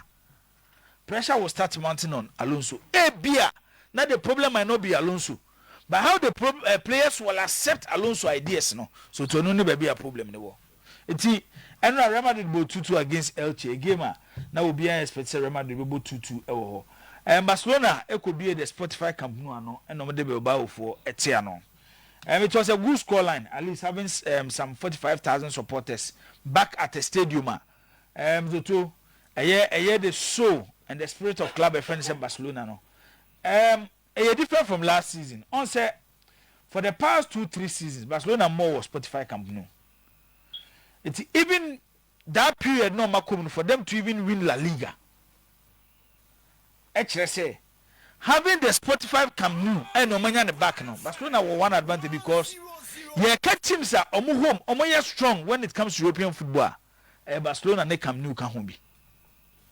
It's coming back at this stadium. Enemies to the Omochire on Saturday no. Said they now be they can. After players ni biso start your mobile. E biso peke your form. When you watch Lamine Yamal, it was Saturday game in ma. Ochire say enjoyment na. Great players they Barcelona. It was this famous stadium. The likes of Diego Armando Maradona, Romario, Rivaldo, Ronaldo, Ronaldinho, Messi, Xavi, Iniesta. And the Barcelona club no. If there is a player to or this I join the Barcelona supporters be my Lamine Yamal. And this is something about Barcelona. Any point be a Barcelona build a team biano. Or more one exceptional player. Barcelona for few say he should sit on top of world football. And that player name Lamine Yamal. Mamira Italy. Yoto me show say me Azak. Makasa say me actually na but untie. Yina me ma why we be my brother onyama me Liverpool ni Manchester or Anfield and Milan ne Inter enra no ye be say cheche and 2-1 2-1 Amorim nim no onye defensive coach Allegri defensive coach so okoto sa Allegri team bobo no so mo treche de counter akosha enye obi anwa. But they want to say, they want to say, you go to Pep Guardiola. Now Guardiola team, defended deep. Now they don't more rely on counter. For majority period, it will game. And no dear, you say, Guardiola really haram football now. Manchester Kobo Liverpool, Michel Liverpool 2-1, Anambwa. Liverpool hit goal post, baby, you know as a sound. I was again, remember. If you are not ball possession, 64-36. 0.7. The meme was high 64-36. The league form so they buy it. The meme for 37. 37. It is 63-37. You really better now. Otuo, the philosophy of Amorim to claim came here to praise Amorim. One describe on the ball no kobo ensa haram football. And I understand you because Zach, some we need be a check. It's quite be ambassador so ko Liverpool be say 1% kwa na me be ko show mo nye problem. But Inter team, the last 6 meetings with Milan, when we need back, how do you go to a stadium, Allegri, your coach, and you expect Allegri? So, Bebo to say Barcelona. Oh, yes, sir, you are not being fair to him. Yes, you can describe him as a Haram coach. That is a star. League here, boy. The top 5 clubs, Uyi Milan, Sinchaya, okay, Roma, Napoli, Inter, Bologna, okay, and now Milan account now 5. So we 4 clubs here. Omuni na AC Milan show this season. Milan share Roma 1-0. Milan share Napoli 2-1. Milan share Bologna 1-0. And Milan share Inter Milan 1-0. It's among these top 5 clubs now Milan will move. Milan actually said this season they are better than them. When Omushia. Yes, Allegri are struggling in some games. But don't forget, say, this Milan team was a teamer that was not built on say the Allegri person born the ball. It takes time for the players to accept the ideas of Mazi Allegri. Ebini say, Rafael Leao is a typical winger. But Allegri feel say Rafael Leao should be his lead man, more central as a typical number 1. It's Abia who judge Rafael Leao near. You might be wrong because Rona wabon and neno. And yadia Rafael Leao wabo. Pulisic ba Melano. He has been used more like a winger than coming just in between the midfield and Milan attack. Luka Modric is playing as a deep line playmaker. The better Luka Modric is a deep line playmaker. Milan defense are changing into a back 3. How many times have Milan about with a 3-back system? The idea of Mas Allegri. Within this period, you can call it transitional period. Now say Milan, over league table, no Milan that second. Now we say Milan was struggling in the league. Minimum league across Milan best struggle. I don't know that kind of league. I would say Milan best struggle. And they have experience to win the league. Maka say, Ufa bit so Luka Modric, so he's a proven winner. When you have such a player in your dressing room, the mentality and how about transfer into other players, and your teams in the players know. One Modric and your park is so big in Abobono, by your dressing room near Din Komaba Park as well. And some of the catcher players. And in his generation, or you're among the top 5 midfielders in his generation. If you haven't such a player within your team, I Modric.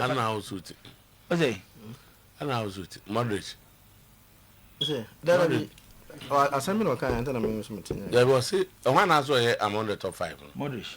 Oh, there. Top 5 best midfielders in his generation. I think if you know it's not.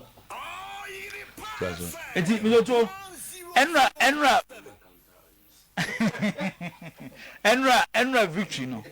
The idea Mas Allegri believe says anything bobo. And in some moments, Milan normally look even confused when they are on counter because this is the first time Leao and Pulisic are starting a game together in this system. But as my guy Zakito say, by March, the league will be done in Italy. You go coach now with Gina bench no. Oh for Milan by March no more. Big games they want bonifi. Me say by March you go to Tiaso American. Me say by March na league in Milan we. And say you go to aside players here make one once me. O first Syria no nyina na league na da ho no. None of the coaches in the league GH Mas Allegri. Okay. Big advantage in say Milan are not playing in any European competition. They have time to rest and recover their players and get results. Acquire Napoli for G League in the last season, the same situation. And I'm to Milan. It is that Allegri, Onya Guardiola, Allegri, Onya Luis Enrique. You can turn with football as around football. And no one to wire or the more Serie A titles than coaches Yomowi about 2 Champions League final. It is that. Or the haram now. Man prediction. I feel the man league. As a boom. As he one after the other. One after the other. Yes. You November. So you cannot win the Premier League in November. Exactly. But it looks like a season, a Arsenal season. And they say, so we'll be free, man. Team, no coach be on the first 11. Yeah. But so be free first 11 anymore. What you can say team be a strong and say. O film na ye do before for be share na nan a. Unhye dem hu tokro bia o team nim. Loto say wo share Arsenal team na. Yes, you can talk about their defense everything. Share Arsenal last season without Odegaard. Share Arsenal this season without Odegaard. Arsenal last season without Martinelli. Arsenal this season without Martinelli. And Arsenal ball game no. Say and again Merino started as force number 9 no. No boy. Yes, without Jokeres. Omo ball starting season no. Na Saka ni ho. Yeah. And okay. Makase to win championship because a long run. Mostly team I won't concede goals do no. On na your target title ni be. And that has been Arsenal's strength this season. They are not conceding a lot of goals. There are few teams in the Premier League. I'm so to bet on betting Tottenham about game away. Not Tottenham air struggle to even have shot on target. Create a dangerous attack against them. My Tottenham games in this season. Aside Tottenham, is to any Aston Villa, who they created few chances. Any other game at Tottenham Mabo, and whether they are wasteful, no more losing. Two teams and are prevented Tottenham Hotspur from creating chances. Aston Villa A2, Arsenal 1. They have one of the best attack in the league. And don't forget, see everybody no ball. No man they the best away record in the Premier League. It to beat them 4-1. So to actually be a stage Arsenal team. Liverpool na me Chelsea and the match where they why was it Chelsea Chelsea you say Chelsea no let's wait till weekend no money Arsenal. Okay. If Arsenal are able to beat Chelsea, say 6 points between Arsenal and Chelsea, that means they go 9 points. You do stage the team by the end of December, a bit me prevent Arsenal by extending their lead and are holding on to their lead. Liverpool there 11.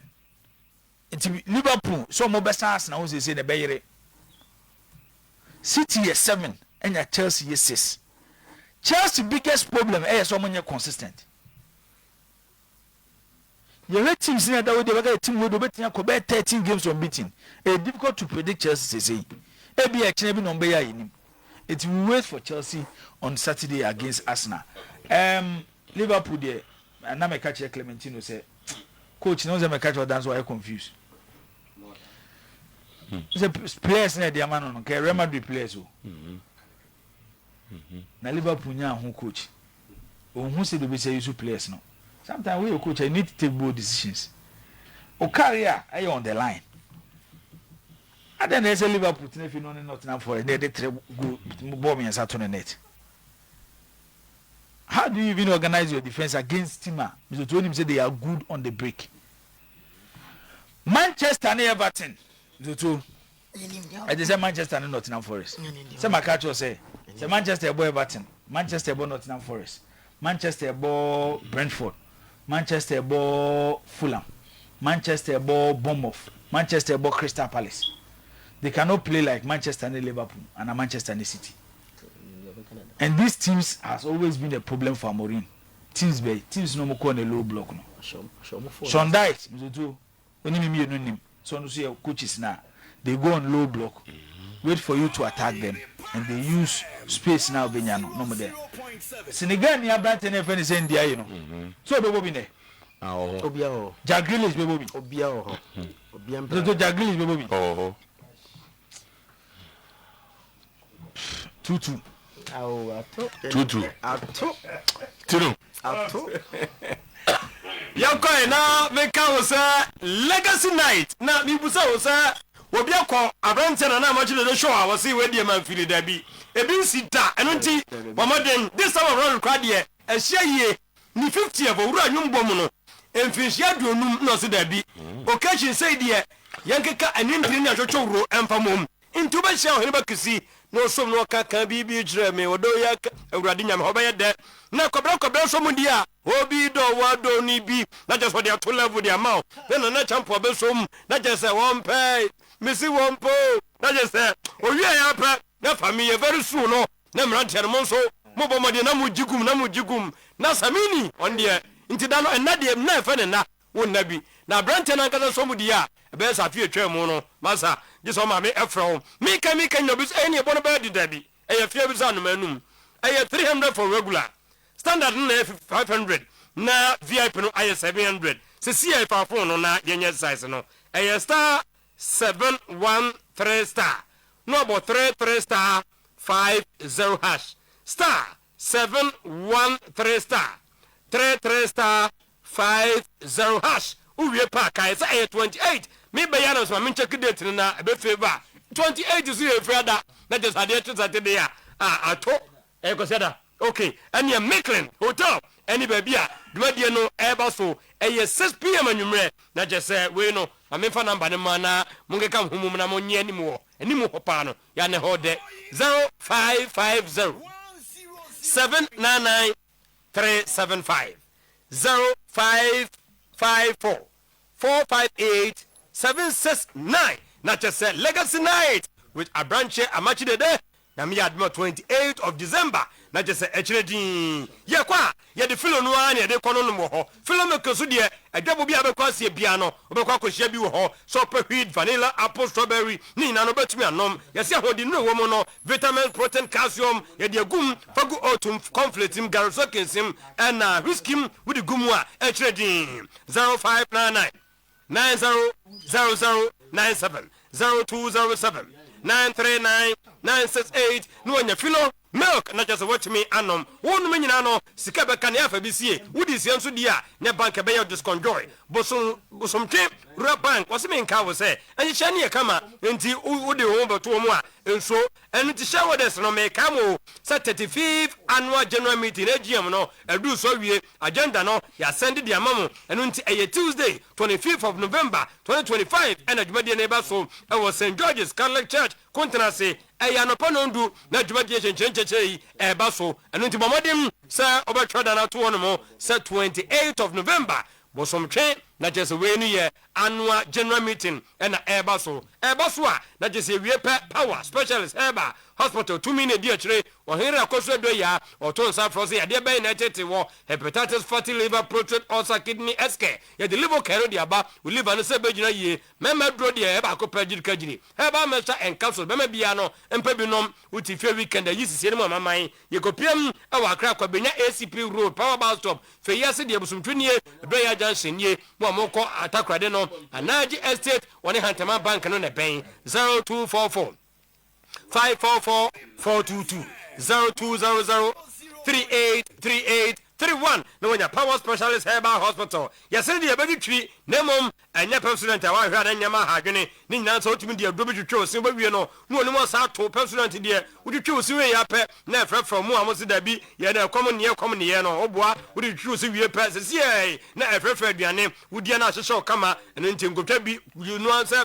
obetwe osin with president chako wunya chako ne dia the fluoride natural charcoal lemon mint and zinc ne the frefra ye mo so amoko for president herbal toothpaste no wunya bia ka say green tea leaf with herbal extract near the fry bread unique blend no e dia wo wom kama with president every small matters edani dia enso no masa bosumi nyina mo begu so atoto ye ntwan manu na dia gu so no emomodin ehunu ansa ne yakobomodin akobo ka foforo wo amanone wo Ghana ha bomodin fa konya so 25% and na roasted roofing ati dia free so was bra aluminium product ben na pasa woto mo amoto alozinc no sanchez ne se ho odin enso awie de biara da wo fra number nationwide 0501 453 869 0544 338 042 no nya roasters roofing akoboda no so aduro die na nko akonya bia so bedada wo aka say oh da bi new Thomas plus no say ade we o se da bi o medada o ne no kuradie nti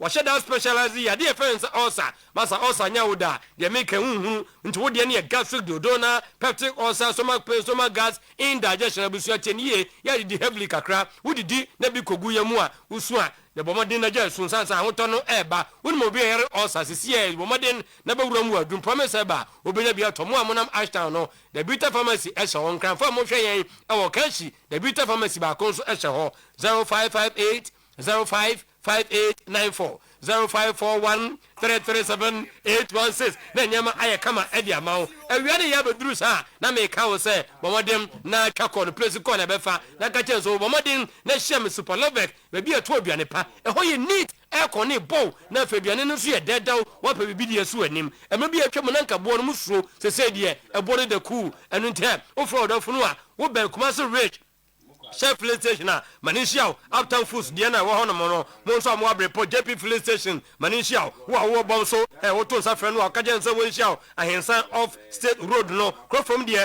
when it's got family bank Patasi a block house Adem Ranso Yokupium our petroleum filling station Tana so dear a Patapajan not just what watch and Raga Mama Dinamuko for police station or Kenya say when the Garden University and a pain. Abiana no, nanka chicken noodles. Maybe a tram nanka 160 and a yay. See a place the corner by catch on 55 Ghana. A sort of fried rice no, nanka 210 and net and also 99.3 in 200 Ghana po. Monkamoto, a sort of jollof no, nanka 210 and 99 Ghana. Abiana dear dead dog yade loka Eddie Abeka home. The Bomodium Akopa Wache for 4 Nibankopa Baby, Etumidi, our Uptown Foods. Who place order a year naba Fajano 0596 922 066 0596 922 066 Oyerepa kasi edidi enom yade beba enu nti post ne do shopping busune de menko jado store ne musa se mame nansen ya na no yade na no fe no fe wono no bu ha de enko no no de replace de amount wokwa wunim dada bo wade din na je wade na ko enu nti post ne do shopping bus no yade to diabetes na se ulcer cancer hypertension sanso na UTI candidates body pains menstrual problem edene so untimi ntibi ni awokwa wo de shopping bus no enu ne hu hia se sia bia to odro bia wo benya bi ato 0246 208496 0261 388 149 no nya sharp embusuni bi etimi ato ba bia ba school ne ebe so de wunya ene wakọ eno nti admission no ya bia edi atum Anglican University College Technology where Kumasi branch and Krasa campus nya no yesi brane enchro BSc physician assistantship BSc nursing BSc information technology BSc human resource management na fe general management no so ya bo modern etimi achro subject ne de bo modern so ukra o credit pass no A1 to 66 na just awodi aba kama no so mo be general certificate education no and also ehun share ho advanced level no na de aba HND no credit ya bo modern na applicant no bo modern now second class divisional and also the buy ya penalty din macho entry ne de mfinsha buru mfinsha bienunum na wo do best set ka ho a wo na wo conform students no hihye ne papa ene wo ho e de ema mo me can say no senti abetu su ya no we are expert in faculty industry connection affiliated in KNUST and UCC now for quality education accredited by GTEC 0501 355868 0501 358568 then also Wafre Anglican University College na just nyama ayekama mi wiene sa na makaw se Samara company ne nsano aduro no ayeka chako toothpaste ne akai se ye nananom aburubodo teni bidie ma ne ase ampra nye ne na ke asone so e de afrafra se de food and drug board stamp no etimase ye se fadi twose empa wosifita kaka de no tonkwanta amapai eno ntime kakala no agem so happy smile wo free 0246 A64798 I bought 20 motors ono de ni wiase nya no woni Japan company fence be forward and aye adwuma ko bia no mu ni pom gine die ana o se da bi so ojo bi kakra na kraka ne ba mnetia bi na ka na ba bedru eno ntene boys na adwuma ya makono no so ate Toyota Vozi no o de kosi no de kwanka o de ko ba bi a etimi ko eno nti bobondin no nka Toyota Vozi no efo Oyerepa Toyota no Sienta Vit Beta yo Toyota hot step wagon ni na so no Honda step wagon so ewo ho ebia wo de also mpe Japan cars o pe Germany and American cars I don't so ebretia bi na ababedru Kumasi nyina no obutu tanaso de behind agricare edane so no wasanda nanim 0249 849 972 0249 849 972 no nya aibo 20 bottles na no ahwe e dia bom Franco dia me boni dia na chasasida ene de ema no Franco free wonder senya ne no Samsung iPhone Smart TV Franco church freezer washing refrigerator blenders gas cookers ni nyina no amenka wo se wo dia ba wo de ba sanso dia na ye ajabadwo Shalan Bishop Adum Old Mekon Kofakran New Kajetia 0245 316969 0245 316969 na chese enyama aye come to Bond Sport Media ene eye Pamela Donko Amsterdam Holland ho eno wo birthday wish every uncle Emmanuel ya boachi owusu ajiman owo UK London ene CM wish our sister Pamela Donko special birthday ti aminya ye fama boss player na ene show ni fully pack na on 2000 fama mo tia so ninua wahab so de ne de ne bai mo ne wahab akaza me ne wahab akaza oh okay we no Angie no okay na aka Beauty Queen of Angomaso. Oh, okay. Angie, aka Beauty Queen of Angomaso. If you from the Mao, Senior Mata, Ata Junior, and now Omnikusi or Manco, and no, I was interesting result over the weekend between two. Premier League, you know, is a hitting Kakran, but without, yes. Who's a clubs right here? Almost trying to be been. Clubs not trying to be been. And you know, that's why I lucky quality. But within your level on the as a been part, you know, club into me, Chimkasibia, and Momabia. But you are about without controversies. We had this weekend. First of all, Mammy commend the coach in Pomanso for getting the first win for Nations FC. Or country for baby go stars on one former club. So no do I into buy a no for show. I'm almost 2-0. Oh, the nations has a problem because I'm war. It's almost sake almost coaches no. The cover from Poman's was that the match you move is some win and no more about home. Now they were struggling to win. And you know more about home to buy na Okonya door the fence the chim. Na the home game and no be a free or be against for Hoyles about draw. That's how I follow that trend. But so what you know say or share Gold Stars and Gold Stars are flying high aside of it on game to be shown to no about Juma to my idea and who's a struggling 11 wonders or more call without the coach who's a more coach in Rosario Papilo Sapilo coach J Sapon but Omti Konya draw or 1-1 and Konya and a became Kobnemisa striker down for no and also Friday Okonya draw or Mediama. And it's good. Misoto na yakwa na All Blacks and so a man not threatening coach no. Wakano. Coach Akano. Okonya we win. I won't kasa. Hey, I know adebi ba. Misoto e manipa ejina you. Before man no win the match. No win away match. Na man away go bi. Hey, what we show videos. Omgo. A man any bro. A man go away match. Omo hike team go away match. Chezanya bro. Omani jije ge ba ko do kaso chanto gina omo bench na chi ana o ye hipa so to e man na mo no so mo ye no bori no Egyptian no person sade ni be si o ha dwene enti wakonya win da mo enti be calm down o so next game against Young Apostles e wo mo game e be de e wo no ho na me hwe penalty incident as anti kotoko ne Samates so to first of all kotoko de ne de any penalty manya abutrafe it wasn't a penalty. Yeah, kotoko a claim penalty. No, any penalty. The Egyptian kotoko no so I'm having my doubt to say no because it be a shoulder to shoulder. A some more of a shoulder to shoulder. I think a penalty referee can easily ignore. Even though Ojia Obenyas assembly the other channel. But so one year menya sure say bibia e mo bia. So it comes down to how penalties no I say referees no so Premier League you know maybe like I say the referees need help now the more technology more say a penalty be a soft do so samia panto gisi akotoko e bia menye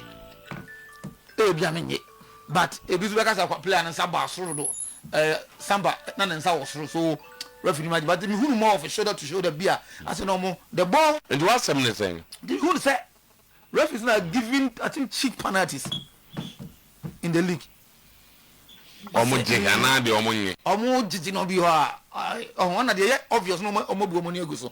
And I say Mr. more or less to has ne idea no apostles you know. Bon enye me hu say penalty. Omujima wan. What fi na anye. But the American say me hu say video. Video no. I'm say bon me no ka so nti sa games na ka me penalty sin ya na say o de ba na ye ka na mon for ye. O ka che me say o ma assurance nti ya na wa me hu sequence. O ma kwa won mo ka ni na no so only problem. And you watch it. Okay, no. Etim so the American say if you are why apostles for a claim say penalty at your house.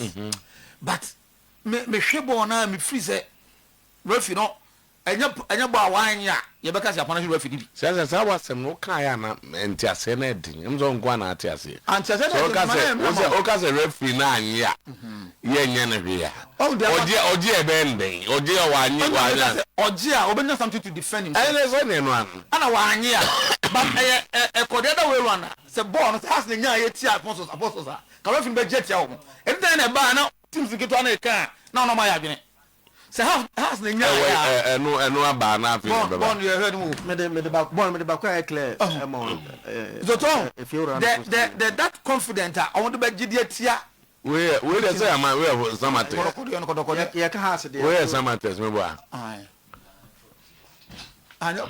onye ko penalty ni ko penalty ni bon dem no be kan ko I think that also we starting that technology in boa referees no I think it means that because even where they have all the gadgets on them is so much communication here dey ni na no they still need help.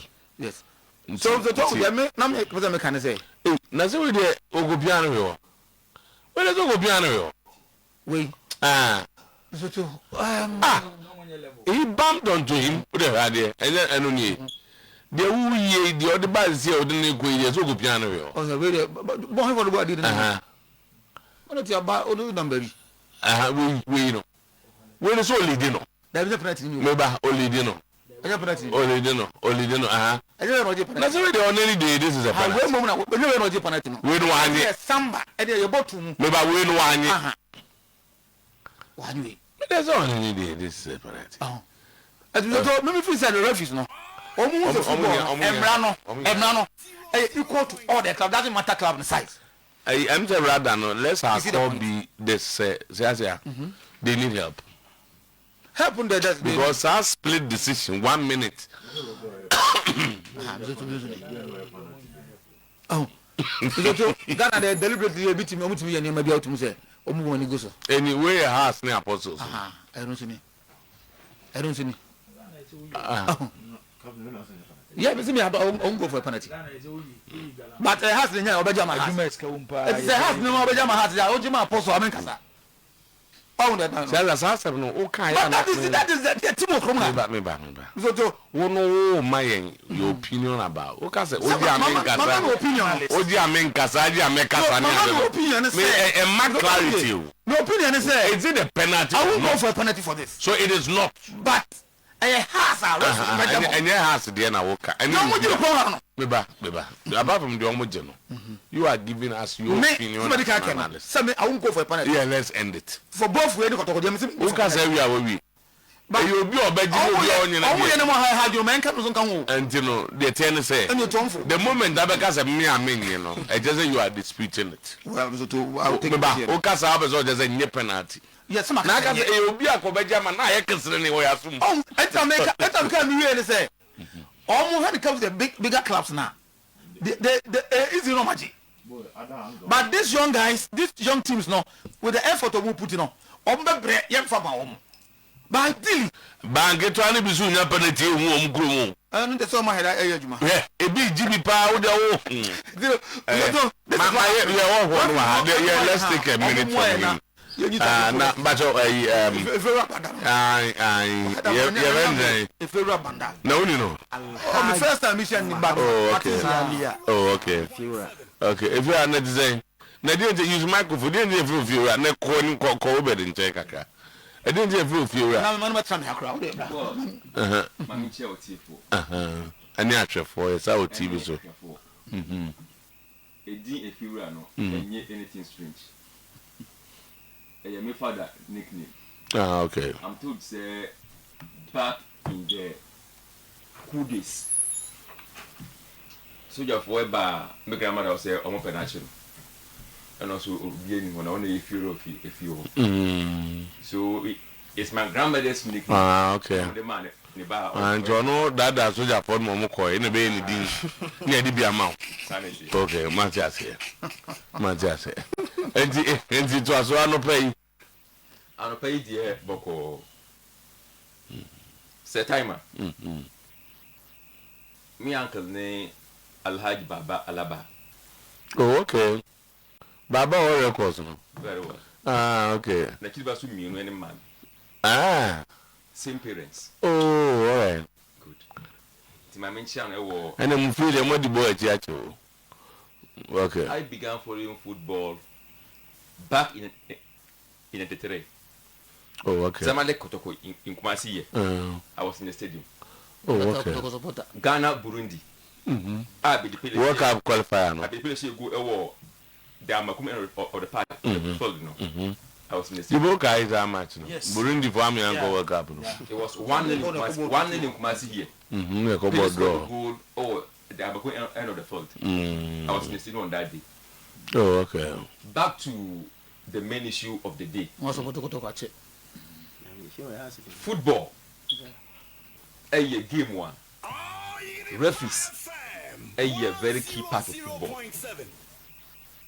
Omo course can either make or unmake a team. Say a year justified or not. Teams go into a game with a neutral arbiter in the referee. So bet me at the match no pepe na obi biara ho atono. Referees mistakes a part of the game, but its frequency say a year very rampant and a hard and some mistakes by our referees in Ghana. It's difficult to accept say a genuine mistakes. Since a match a Kosua over a man in the middle and his two assistants. So isn't ever na baku and hua. Also baku to do attention say they see any. But in our case, both can decide say enya dia omahu. And I see some of them yahuno as mere refusal. Yehu abaso omu so amba. Ena ya debia e ya enche den twa yie. Tiengo match no to. Apostles. And now I was still house folk in Wenchi. Now I was in Wenchi. I just came this morning. Okay. I'm here match in referee on the day. Maxwell Osu. Last year in Wenchi, when has won over Apostles, he was the man in the middle. And nobody raised an eyebrow. So I said the ball we saw last year. Yeah, okay. We lost the game fair and square. I know beer any reason. Since the referee know I'm one matters. But another day, clearly, now the modern bono enya there so any. The ball that is being shown, a true ball from our captain Ramsey Abubakar to our 5-goal hero in the Premier League, Abraham Poku Richmond. The true ball came. He controlled the ball. The half defender was trailing. Obia all trailing. And not Nina Eka play in the 18-yard.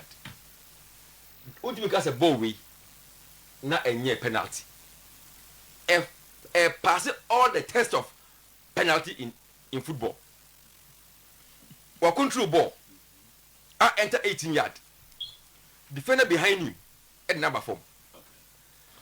Argument should be said. Was there a contact or not? So no one can fair enough. So no one can. It's not about the magnitude of it. But do I wait me and whether there was indeed a contact? Do you see contact? Momo said there was a contact there. has different than nine bunkum no. Ewo apostle nana wetri no. So clearly na a penalty. Represent an iron cannon. And that the player fell himself. Referee all to say nine cannon. But it's a new who we also have eyes to see say a cannon. Okay. And we are all in the stadium. Okay. And we say there was a clear touch on Poku by the house defender. Okay. Referee thought otherwise. Tempest fled. Emma fans were able to we were able to control them. Okay. After this is it. Tempest near a course. Game no to be Bonnie nothing nasty happened. Okay. And we ensure the referees left the stadium.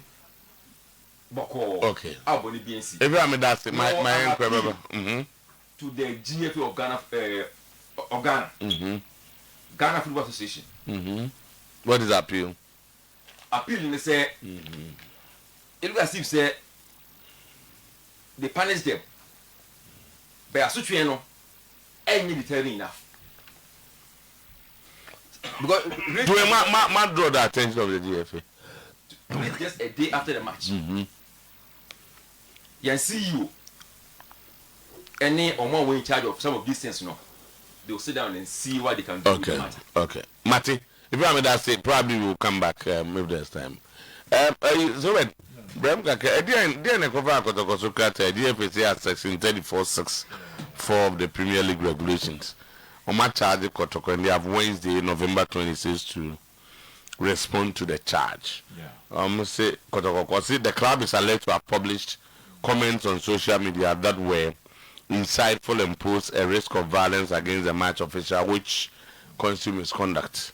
That brings the game into disrepute. And also, there penalty incident in our referee Nigeria, and got Twitter and it was a foul outside the box. So the GFA was it outside the box? No, it was inside. No inside. But why would they do that? I have no idea. Oh, okay. When you say we're inside. Okay.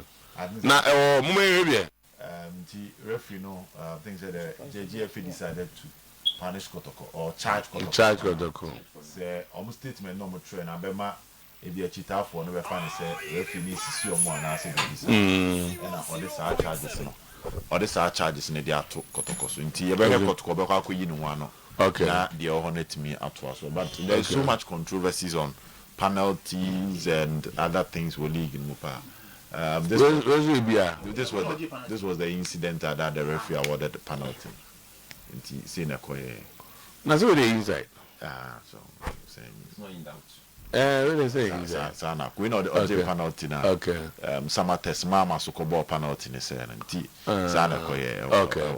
I think the league is getting interesting. The Diana Stars Chelsea by 2-1. Midiama 3-1. Midiama ball draw fee to Bichim United. And Kotoko suit me konya draw. That means Kotoko unbeaten run no. It's still on. Bonds unbeaten no say yeah draw no more I am what. Kotoko understanding game this Wednesday against Basake. A win ebe more mania 23 points same as Ediana. Over top of the league. Next Kotoko winning outstanding matches. Maybe be at me akosu. It was a good game, end to end stabs to end to end. Now on the match, or many young apostles there. No, tell me some of you match to do. Yes, I am so Kotokoni has. Yes, I can. Asemna young Kasa. Oh, the clubs have said that. The argument is a year match. They be understanding how many matches no matter you or some boy. No, it's Kotoko's involvement. Not also they are you know. The man Kotokoni has matches no doors. Yeah, and yet. Some boy no. Matches. I just say, some matches this weekend. Call some boy this season. No, but only match this weekend.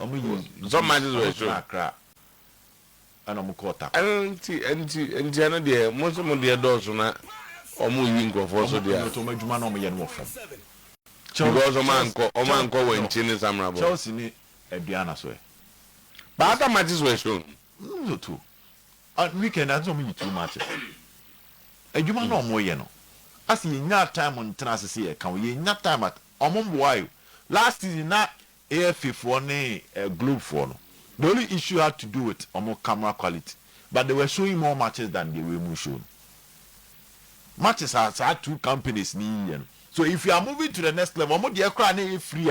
Yeah, more production money in yes, yeah, the more bar and some of the near bad times 2 of that, which they are not doing. Me no tia kotkone baseke midweek omuni. Yes. Esa kotkone has matches. But they are jatum. Enya kotkone has a weekend na Diana na Chelsea way. That was but they showed that games. No, to the matches they are showing is not enough. Omo da. Jomu febin count. Yes. Not particularly this. No, to boy you tough matches. The last time our conversation was that there are some matches which can be tough. Our moon show. And another man say, "Oh, there this week now also we has any young apostles. We need to connect some matters here too. Now Diana ni breaking Chelsea way. And Diana at the moment is on top of the Ghana Premier League. Nations FC ni Gold Stars. And also Nations is playing good football. Gold Stars is the defending champions. How many matches the defending champion were in this season? And only have grown or moved in. Because I want to make say Gold Stars in both nations. Look at the storylines around it. Last season, these two teams worked neck to neck, and they eventually Gold Stars D League. From Paul Manso or the Gold Stars D League about other nations. So there's that conversation, that storyline, and just I want to show more inform and I have to scam more that so. These people are sleeping on their job. So they should increase the number of matches. So to another American, because matches ni boha.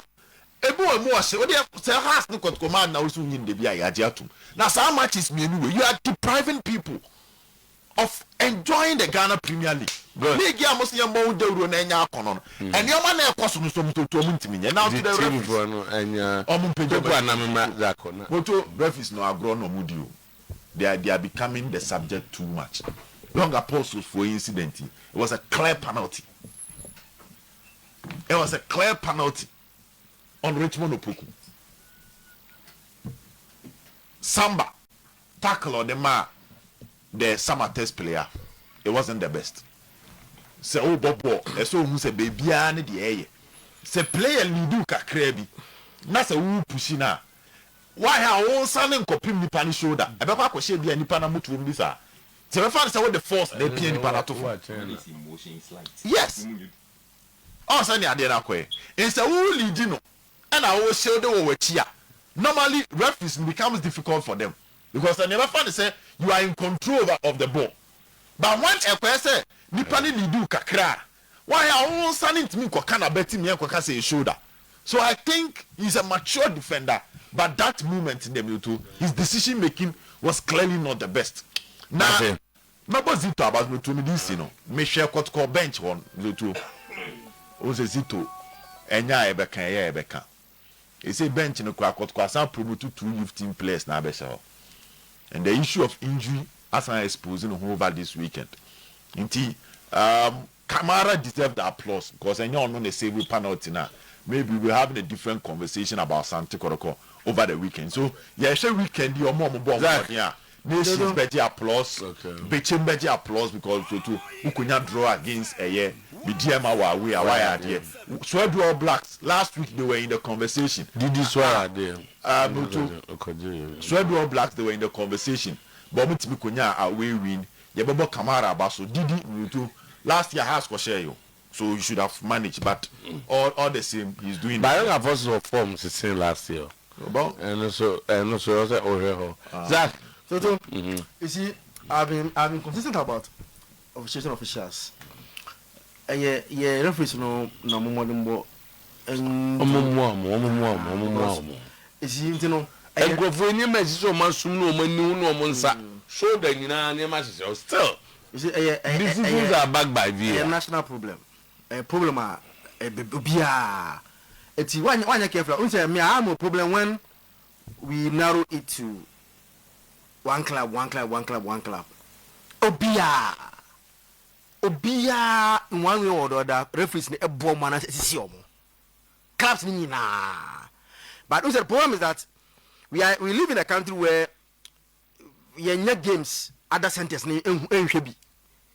to see those decisions that goes in favor of those clubs. But Omoba and crying. And I say Kumasia because those games are soon. And yet young Shompa brothers no to check a now games you could have apostasy. Though game on TV so. But brothers and you try. It's about one thing. But I understand you don't get it like that. It's a problem that we have to solve. Officiating, they need help. You see, apostasy, a red card, a penalty, a red card, preventing obvious goal scored opportunity because the boy Opoku, because we know almost 5 goals. I just saw back and say, but some of the boys were too much prospect now. And just a crowd examples on those. Okay, so wait, what take league maybe into a only goalkeeper. So be show on the intimate yeah. Then the other this is we born. Yes. The only thing you can do is to touch the ball. One touch the ball away a red card and a penalty straight. And the where the referee was no and why he say one what do you want to say? Just I know and only while we're talking about I know on count. It's assistant no should have helped him. He was doing this. Why? It's here no that the referee should have helped him say a penalty you should tell the referee. Was there contact? There was a contact. Massive one. It was just where they contact from. Nipa when you advantage say there. That's what TV there be say obi an challenge us all. But the air can abon e na blue and go order. As you can was. And the TV no they no need the only so to obi an any no. Me just say the first warning just me just obi wa ya consider my boss say ya da. And jinka say we with TV. And I know one here. Number two, our motor here, a form of like yari.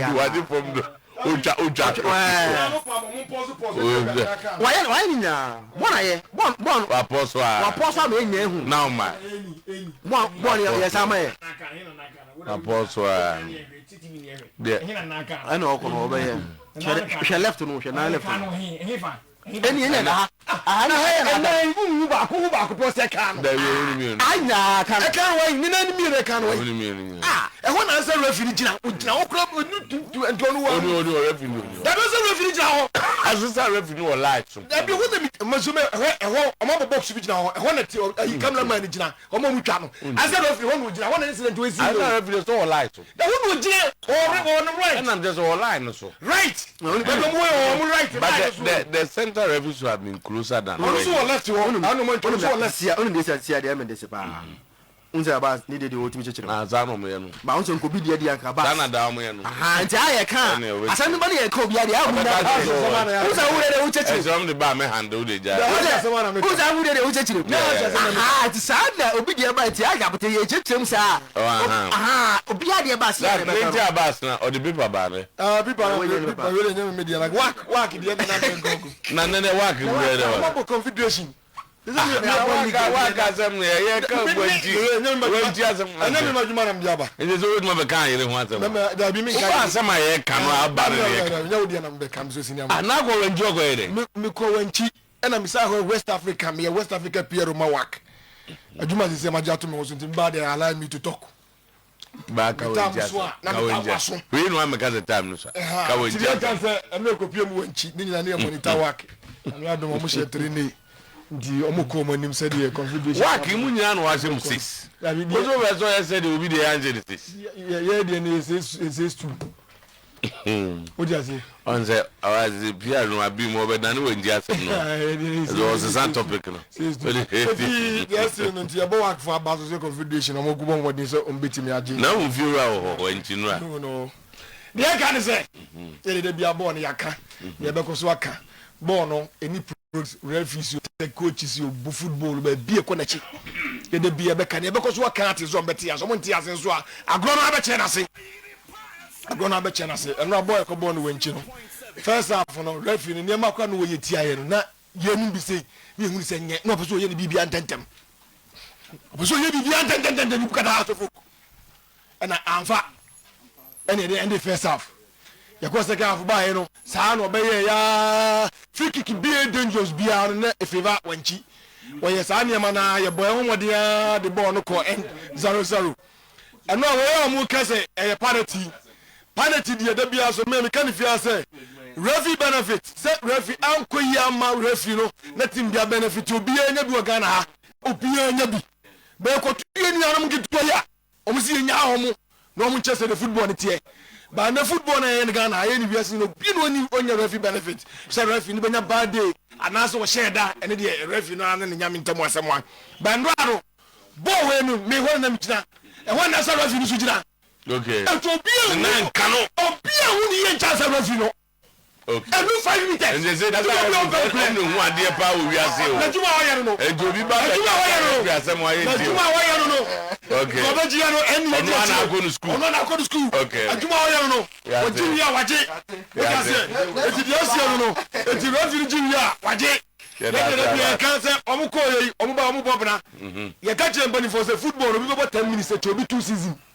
boy has of football se sia boy enye yes mbani for omu na ma yema yen enye se ye be di am na drubu mu asa yes omu so mu place e wono one ye wo bat de wono omu le back training wider club of Morocco West Africa PR on na kono what team Yadi kasi ba we na muni we are singing nebramo. Mutio 105.7